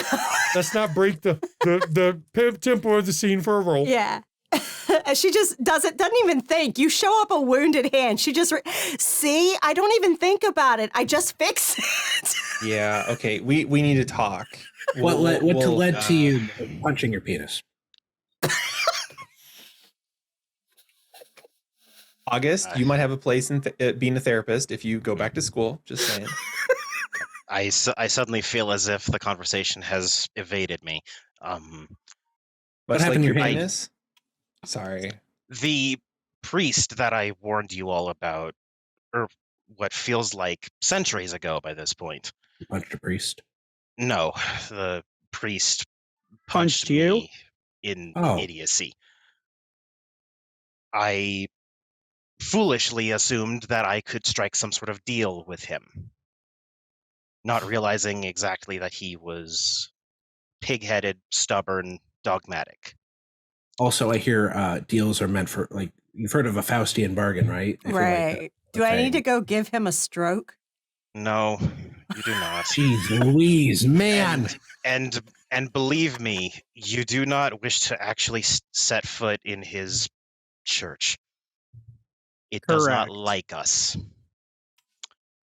The church doesn't like us? It's actual hallowed ground. Oh. That's rare. Yeah, and he is the same. Wow. That's also rare. There is an abundance of faith that he believes comes from God. That's so funny. They do it themselves and they don't even realize it. Here's some entertainment for all of you. He was calling me a tempter.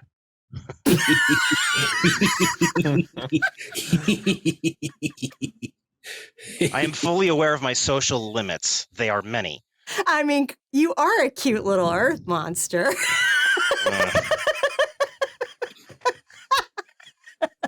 I will admit I left his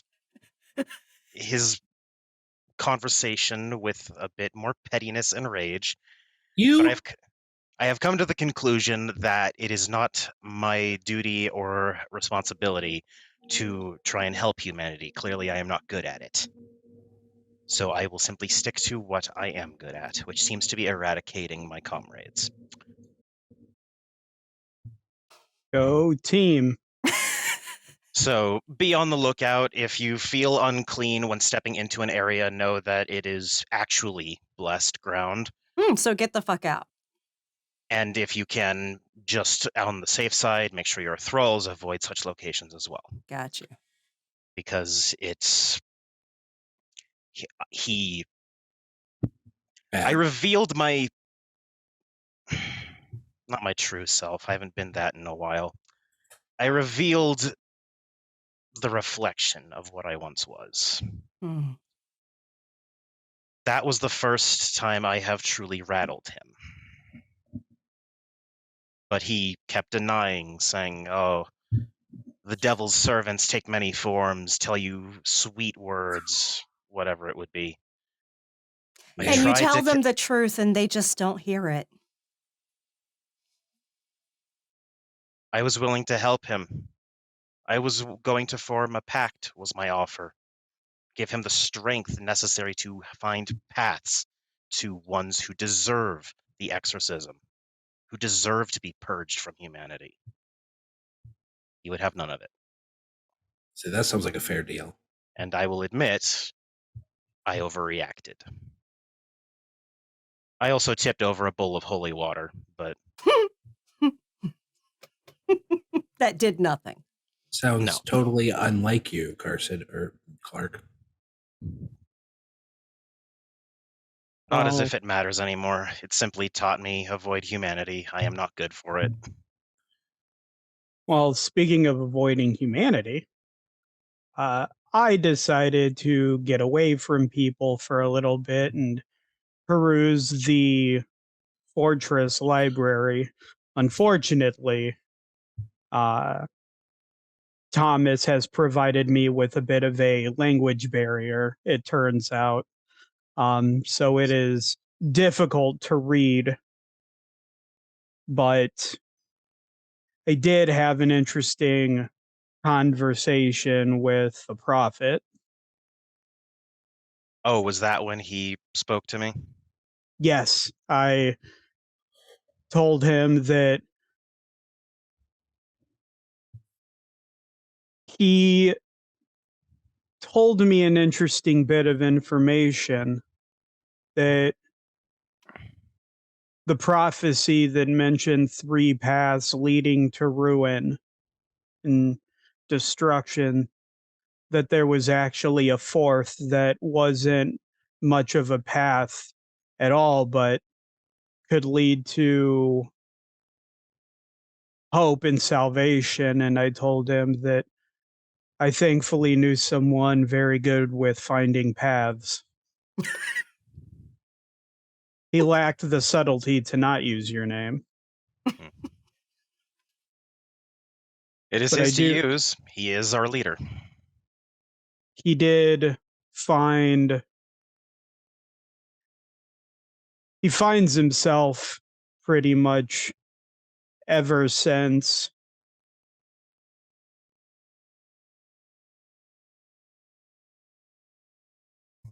he finds himself, I believe, at a, for lack of a better term, crisis of faith. He's having the same eternal argument of, do I cause things or do they happen? Making choices, not making choices. Seems rather But arrogant to think that he's in control of all of that. So you're telling me he's having an existential crisis? maybe not for much longer. We had a discussion. I told him that sometimes you just need to make your choice and deal with the aftermath. And part of him seemed to take it to heart, but we'll see. It's very insightful of you.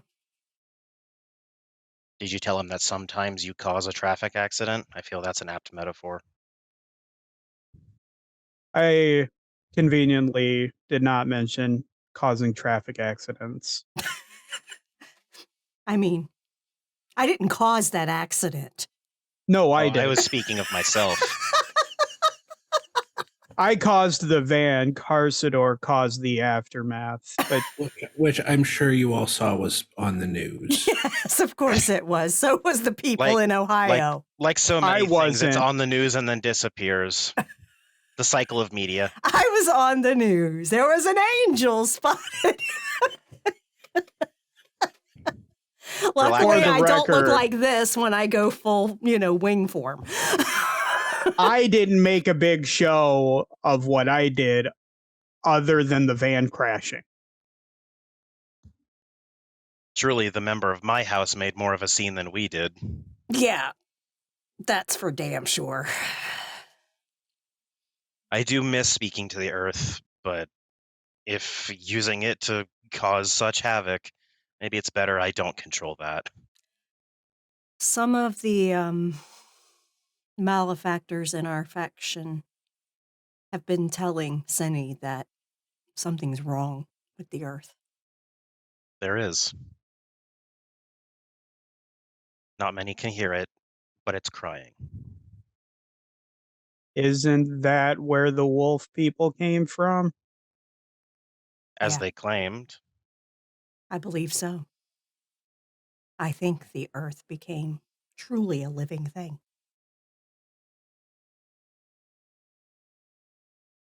Regardless of whether it has soul or not, it is still something that feels pain.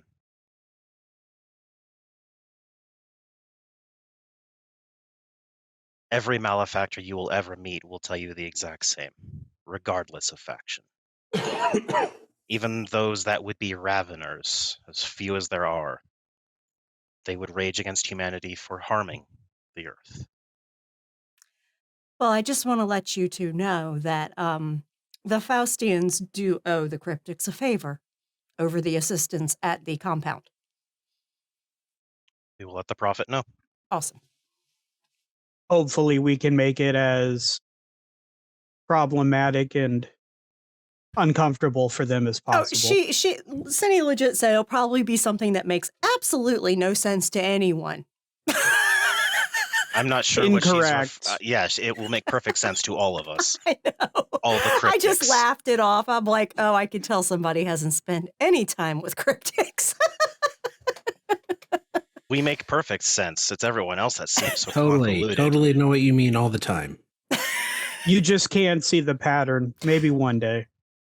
I love it. Y'all spout off ideas, and some of them are really out there. But you know what? Some of them are really good, and I can pick and choose which ones I can act on.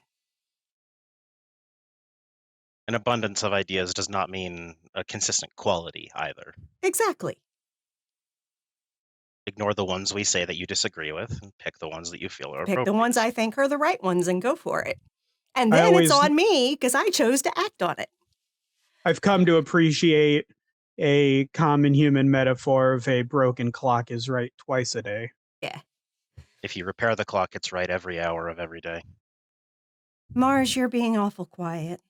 I was going to ask hopefully your time has been less eventful than ours. Well, Oh no. That means it was eventful. Found out some information about our Segman. Apparently he's a bit of a voyeur. Oh God. I'm creepy and that's creepy. I have no comment. I'm a tabloid reporter. I have to do that. Yeah, well, Anyway, so yeah, he apparently has been watching us and decided to make this known because apparently he was either approached by Lucifer or he found Lucifer. Call him Lucy. Call him Lucy. I'm not good with it, but yeah. Call him Lucy. Because I'm sure he has better things to do than I mean, if he wants to show up in my damn house, I got some words for him. But me too. Me too. Anyway, apparently he told our scythe man that he should continue his whole like murder spree and stuff. Killing all the fallen. Yeah. Oh, so he's turning his back on us twice now by sicking one of the hosts on us all. Well, I don't even know, and I was like, I don't even know what his motives are for that. I don't even, Assuming he's telling the truth. Yeah, I think considering he was now questioning his line of duty now that Red Star has told him to go on this murder spree. So now he's thinking, maybe I shouldn't be doing this murder spree. So yeah. It was a nice chat though at the end of it. Really scared me in the beginning though. I was like, oh, this is it. I'm a goner. But everything's fine now. I'm really ready to start calling Lucy a hemorrhoid. He keeps popping up at the worst fucking times, and it's just a pain in the ass. Mm-hmm. Mm-hmm. And a voice echoes in all of your head at once. Don't rush the road we walk. We will meet before the end. Not rushing. Just wish you would quit fucking with shit. And she shuts it off. I'd forgotten what he sounded like. Yeah. Well, Still a nasally little shit. if he's a hemorrhoid, does that make our little team preparation H? Yeah. I suppose it's better Again. than being called Team Cream. I don't know if you're punching your penis.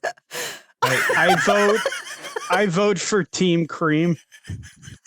You would. Don't worry. I'm So sure. what did Scythe guy say?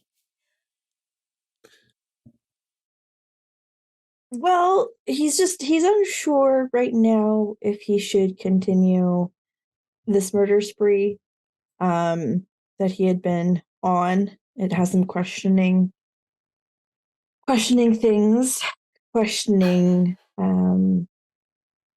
existence. He definitely didn't feel creator anymore. And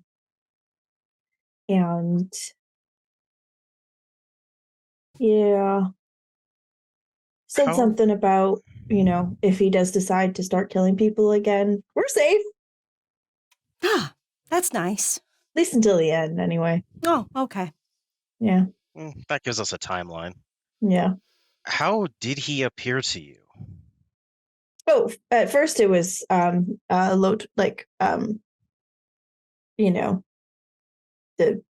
Reaper look. Mm. And then when he totally misunderstood what I meant by being a creeper. So he went human form, but he has a body? Yeah. One of the hosts took a body. Or appeared to me as a human form. He's technically not host anymore. He got punished, but he's not officially one of the fallen. Yeah. So he's kind of a thing all to himself. Yeah. Similar to the one trapped in Chinatown. Yeah. An entity all its own. An entity all its own. Basically one that never fell, but wasn't included in the host anymore. And he's experiencing doubt. He's also having existential crisis. This is interesting. It seems the human form seems to make people not so sure of their convictions. Yeah. Well, it's because we all had purpose before we took these bodies, and humans make their purpose, which is exhausting. I guess that would help explain. Instead of, I guess, Cindy didn't have an existential crisis. She's just throwing herself into her work full. Oh, yeah. She's throwing steam herself ahead. at every fucking fire, as she called it. She's going around the world putting out fires. She's keeping herself very busy and distracted. Avoiding. The prophet most definitely was having a crisis and was hyper fixated. Granted, of all the faction leaders to do so, That makes sense. Is the most appropriate. He's carrying around his own set of baggage, though, since I'm sure he feels responsible, or to a degree, for kind of everything. Yeah. So I'm sure he's probably extra anxious, trying to make sure he picks the right, path or decision, because he doesn't want to have a repeat. Some getting the band back together and hitting the road again tours just shouldn't happen, and he's trying to prevent that. So it seems we all have dealt with exhaustion as of late.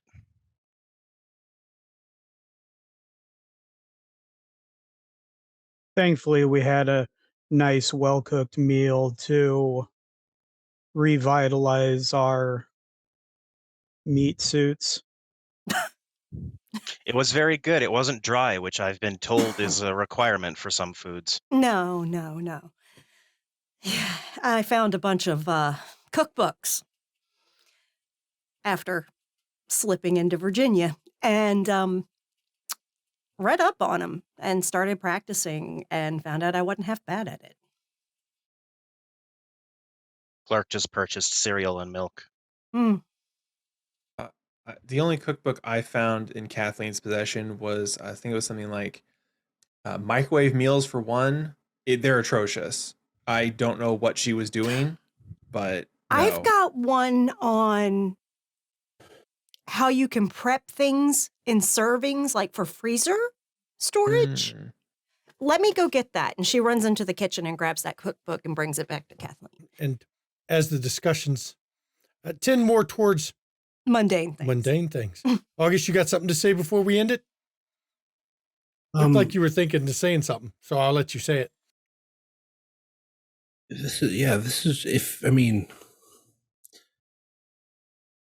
Today's been a lot. It's been a lot. But before everyone leaves, would you mind indulging me in a little song? Go for it, August. To be quite blunt, it's a very sad song, but sometimes, very sad song can make you feel kind of good.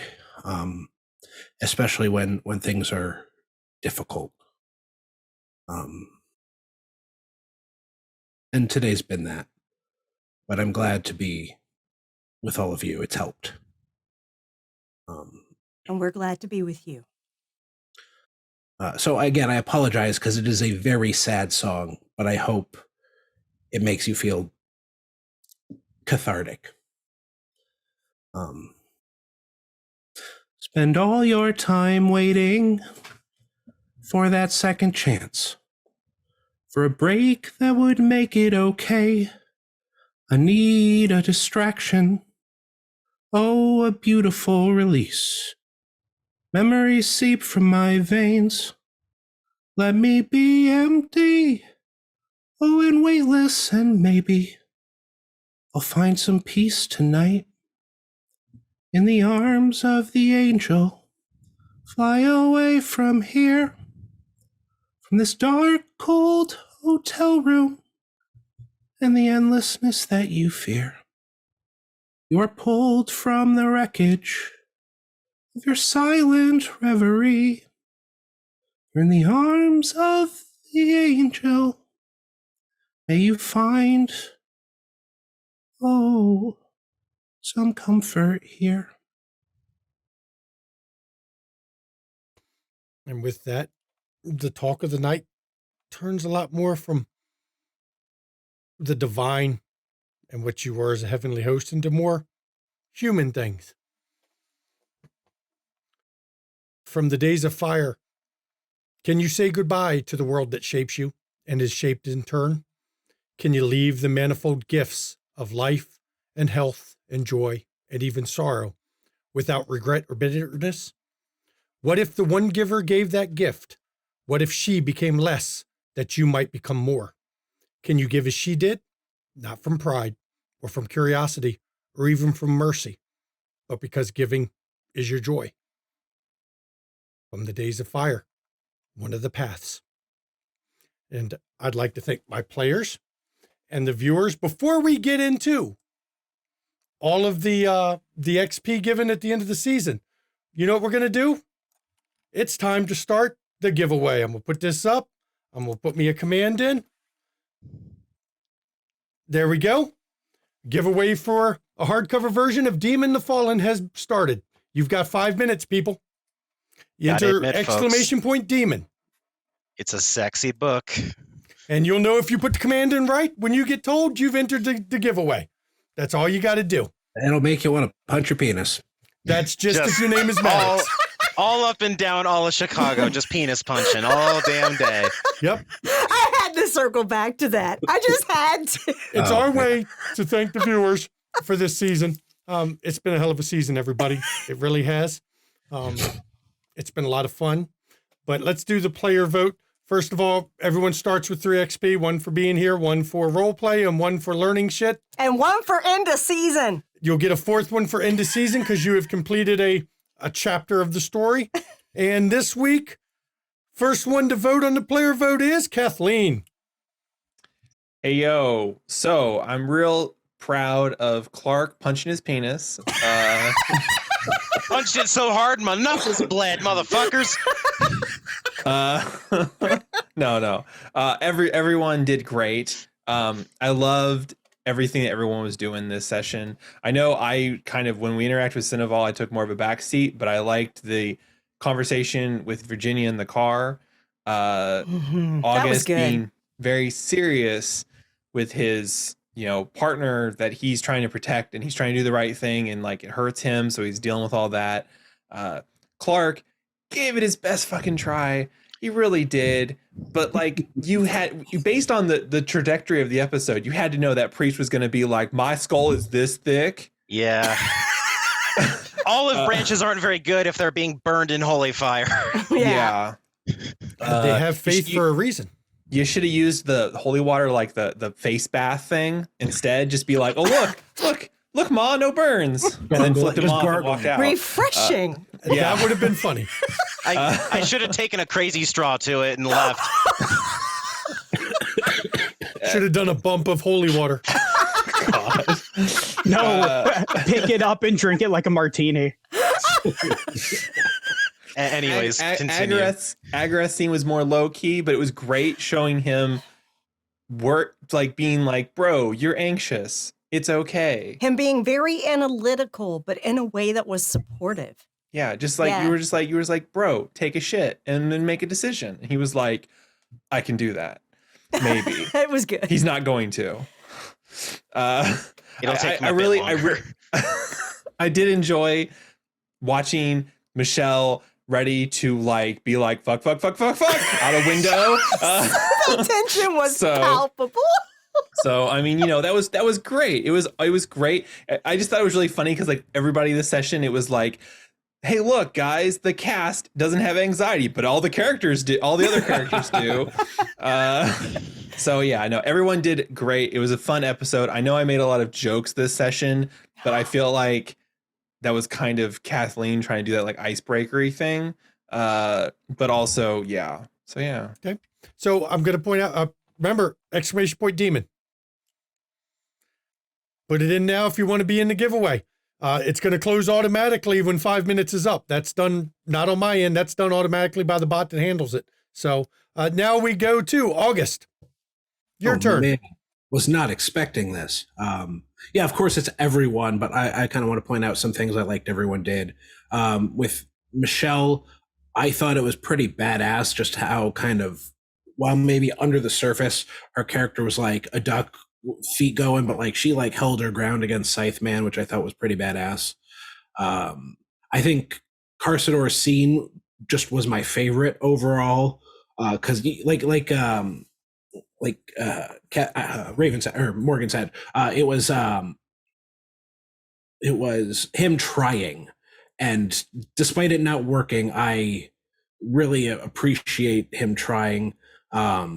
With Agareth, I think he had my favorite line when he said something along the lines of, I learned that it's okay not to know things, which seemed like a big kind of departure from the character, which I thought was some really nice moment of growth. I really just enjoyed August and Kathleen's interaction at the dinner table, to be quite frank. I thought that was a very sweet moment. And like I said, Mama just always kills it and makes us, feel inferior, and I love it. I mean that in a nice way. Y'all are so not inferior. Okay. Here, let me just cure this uncurable disease. It's fine. We'll announce the giveaway once it's just closed. We'll announce it as soon as everyone's done with their vote, though. Yep. Gotta wait. Yep. So everyone again. Virginia, your turn. Okay. Yeah, it's got to be everybody because I was dying this episode. Yeah, this was a lovely palate cleanser in the season. It was very much needed after last episode because last episode was intense as fuck. So yeah, no, really, Carsador, you are the cutest little earth monster ever. And you open doors for me to have snappy comebacks, and I freaking love you for it. But no, going to that priest, while an ill-advised idea, was also fucking brilliant. That whole scene was just chef's kiss. Enemy of my enemy. I know. Oh, fuck, you think makes you're my enemy, complete too. sense. It makes complete sense. But, you know, knowing character knowledge and player knowledge being two different things, I loved seeing that because, of course, the player knows a true faith priest is never going to sign on with a demon. They're going to want to kill the demon. But, yeah, it was so good to see. It was so good. It was so good to see why they would never sign on with the demon. So thank you for doing that scene. Agareth, yo, that scene with the prophet, that was insightful. It was deep. And I loved every freaking minute of it. For real. Fantastic. For real. Good work. Yeah. August, you about ripped my fucking heart out with your wife. The fuck you doing that for? No, It it wouldn't was be a so- season if I didn't make people cry. I know. I was like, God damn. Yeah, I absolutely, I even had said to him prior, you know, that, or after during the break, that I absolutely love that he showcased that relationship dynamic, basically a marriage of two people who are homosexual, who don't have the rights to get married yet because they didn't then. And they married each other to present to the world. Meanwhile, they lived their lives in private. And I love that he did that because that was a very real existence not so long ago. So thank you for that scene. It was magnificent. Kathleen, that car conversation was fucking awesome. And loved having you there with Seneval because while Virginia can be very abrasive and be like, what the fuck are you thinking? Kathleen is going to be more subtle. And I love that about Kathleen because Kathleen also is like, what the fuck are you thinking? But she does it in a way that's more palatable.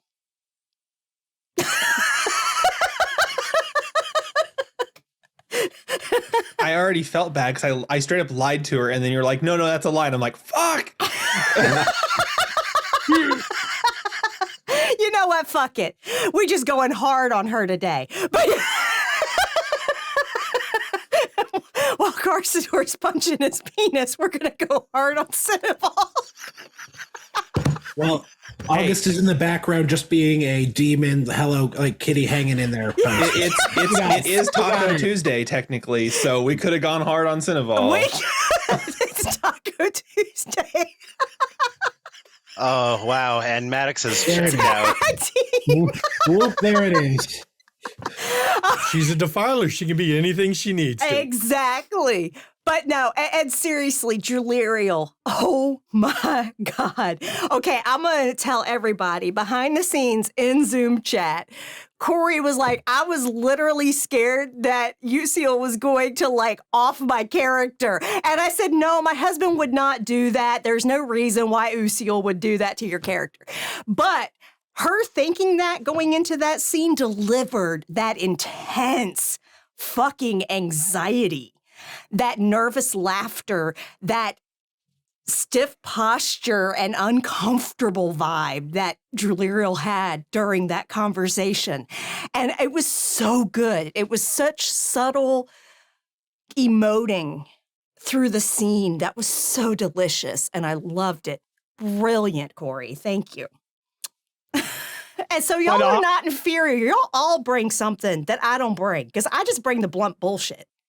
But 100% had Uciel showed up to Agareth's, he absolutely would have killed him because Shaky always wants to kill me. I don't kill players. Actions have consequences. I kill players for their own actions because it fits the story because actions and the consequences. I don't kill them just randomly because. That is exactly why he doesn't do it. There's always a reason player characters get offed. But the reason here would just be that it's Timber Brad playing in a TTRPG. I do owe Timber Brad numerous deaths. That's why Timber Brad's characters haven't died yet, because technically he hasn't given him a reason. Hey, we still have a Windy City finale coming up But let's jump to the next one here because I know some people want to know who won the giveaway. So, Clark, your vote. Tension. We're just dragging it out, people. I'll do this as quick as Maddoxly possible, not humanly. I can't do that. Just going around the circle. Agareth, you gave counsel to Cryptic. We're not known for our emotions. Bravo on that.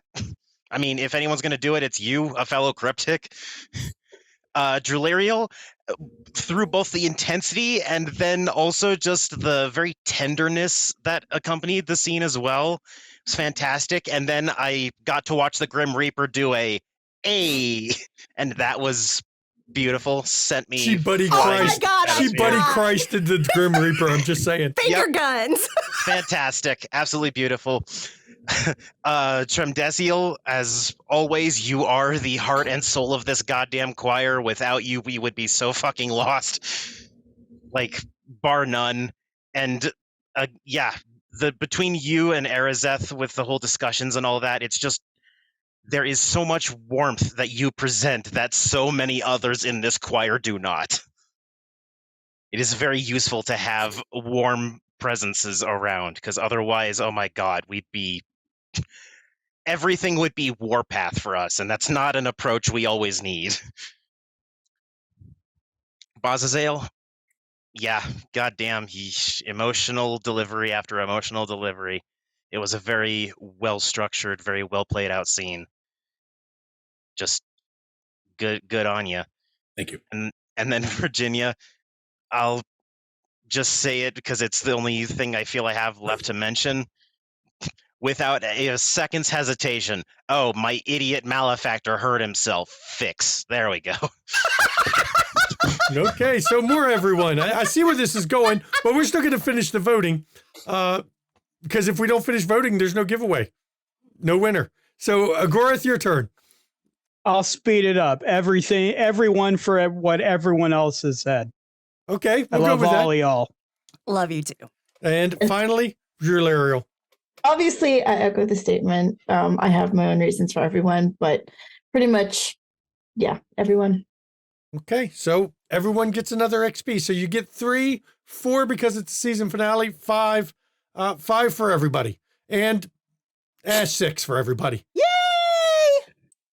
It's Demon. It's not like it's already broken.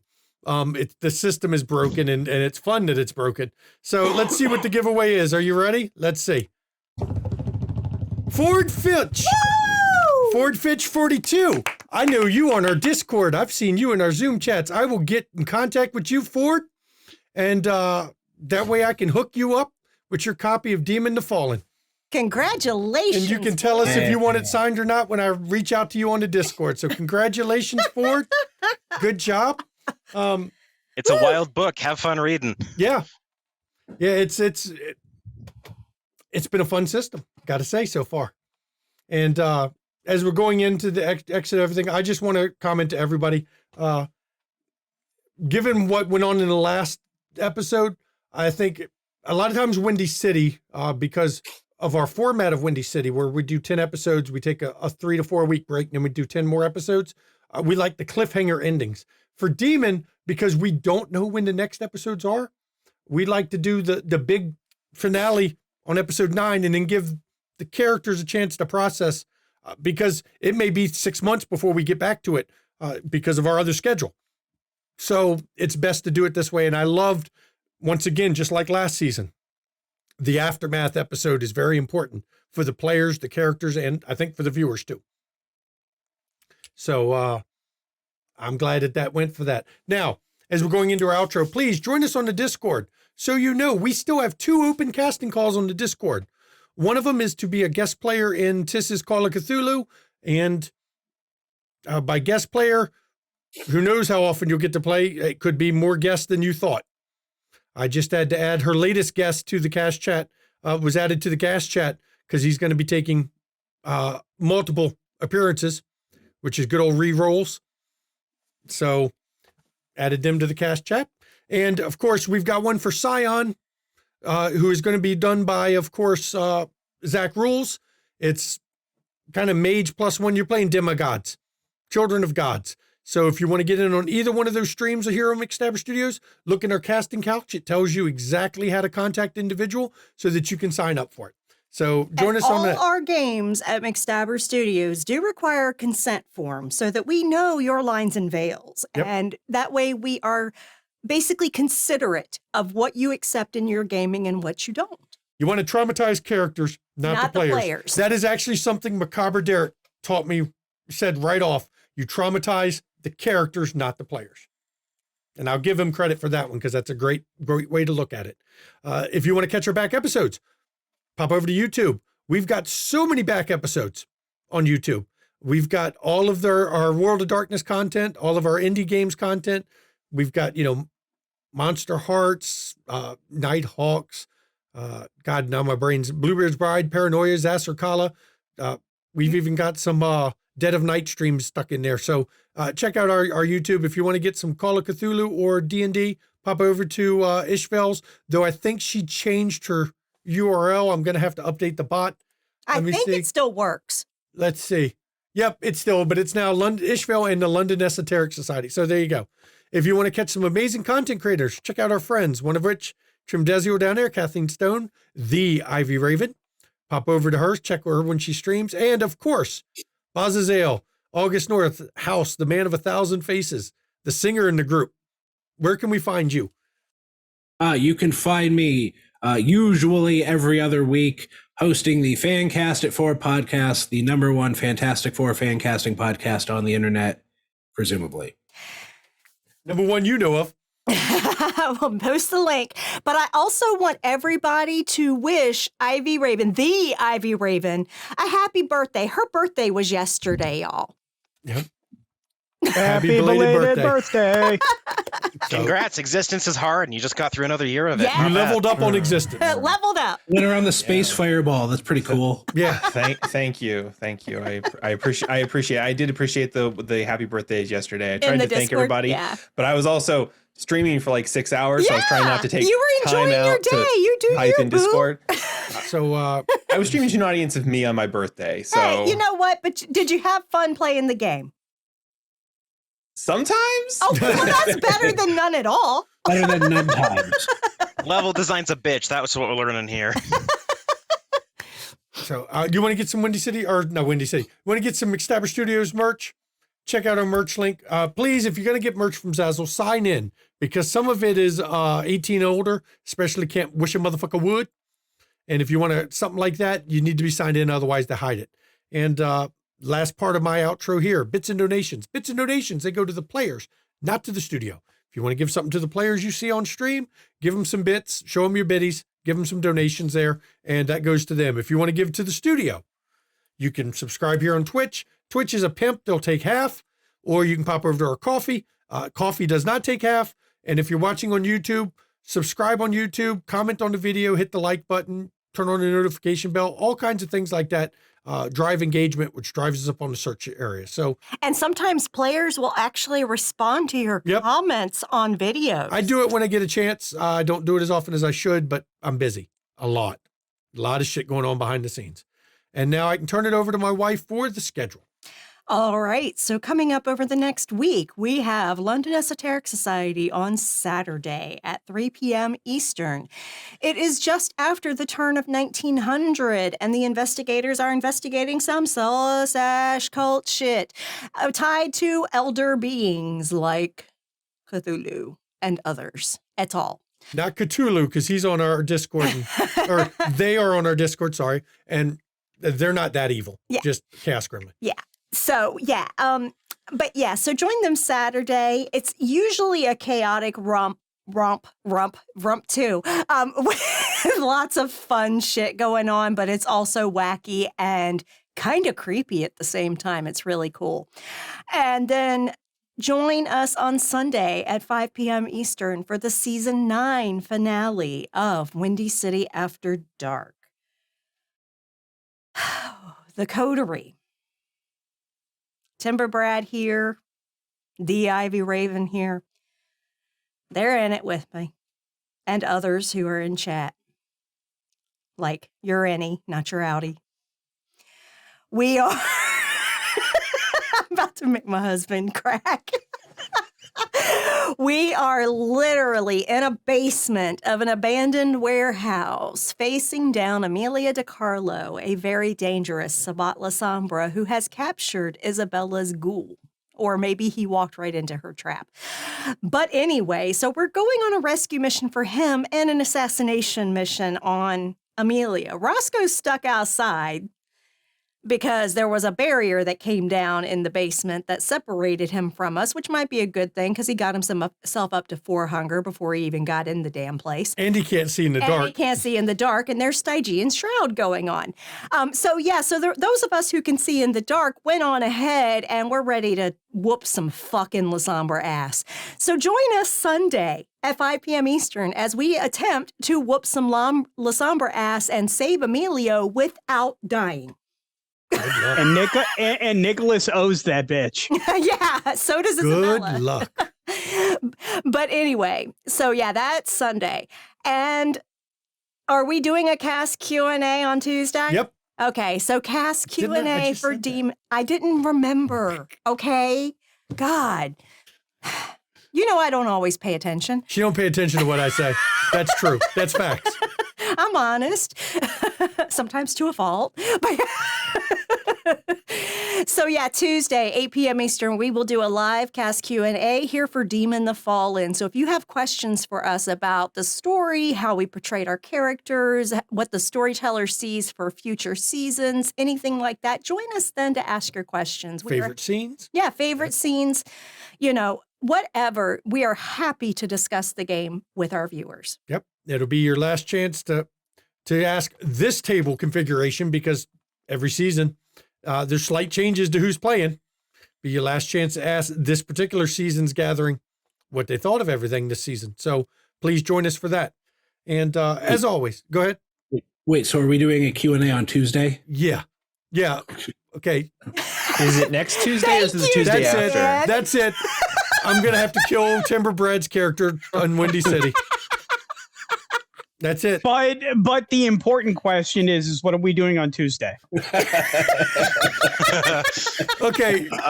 Y'all can run your Q&A. Shanky won't be there. He'll just Okay, be- I can run it. I know how to do tech. Yeah, I'll be hiding out somewhere. So, as always, everybody, please take your mental health seriously and take mental health of others seriously. It's much as we're laughing and joking, it's a serious subject. Mental health is important. Please check in on those around you. Please make sure those around you are okay because I got bad news for you. A lot of people aren't okay. And they just need somebody once in a while to check in to make sure they're okay. It's that important, everybody. So please do that. And if you suffer from mental health issues, I want to tell you it's okay to not be okay. There's nothing wrong with admitting you need help once in a while. We all need help. None of us can get through life alone with no assistance ever. That's impossible. So please reach out to those around you. And if you can't, in chat right now is a list of numbers. You can call or text 24 hours a day, 7 days a week. So that if you are in crisis, you can get help. Even if you're not in crisis and you just need someone to talk to for a little bit, there's the numbers you can call or text 24 hours a day, 7 days a week. Please do this because mental health is health. And if you don't take care of your mental health, you can't take care of anything. So now I turn it over to my wife for her final portions as we exit this episode. Y'all know I'm a nurse. So is Timber Brad here. And mind and body work together. As one goes, so the other goes. So if you take care of your mind, your body will be more well taken care of. If you take care of your body, your mind will be more well taken care of. So please get your vaccines. Get, any concerns you have with your physical health checked out if you need to. Please, please, please, do your best to eat as well as you can. I know shit's expensive. I know it is. I mean, hell, I feed 2 teenagers and a husband who has a metabolism of a teenager. Okay. So I know shit's expensive. So try to, cut costs wherever you can, if possible. If you are really in dire straits, look in your community for food banks, things like that. Try to avoid the ones at churches because they try to make you sit through a sermon while you get your freaking food. That's really just, that's so fucking sus. And so, yeah, look to your community to see what supports there are if you need it, because taking care of you is not something you can always do on your own. Y'all know I hate fascists everywhere. It don't matter where they from or what they look like or anything like that. I just hate the fucking fascists and the fucking racists and the fucking bigots and all that shit. But I'm going to deviate a little from my normal fuck this person, fuck that person, fuck this group.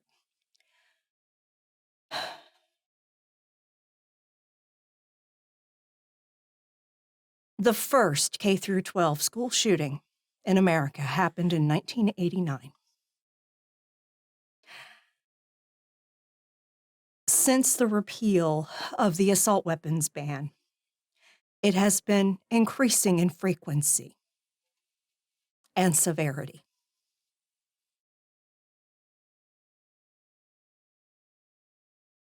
Enough is enough. I am going to do a call to action. I would like for every single one of you who are American citizens to write to your congresspeople, your senators, and your House of Representatives members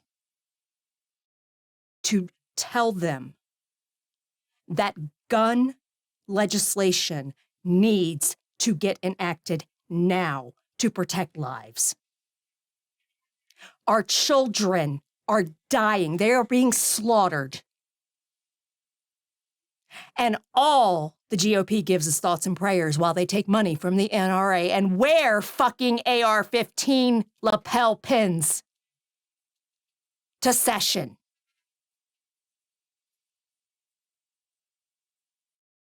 Enough.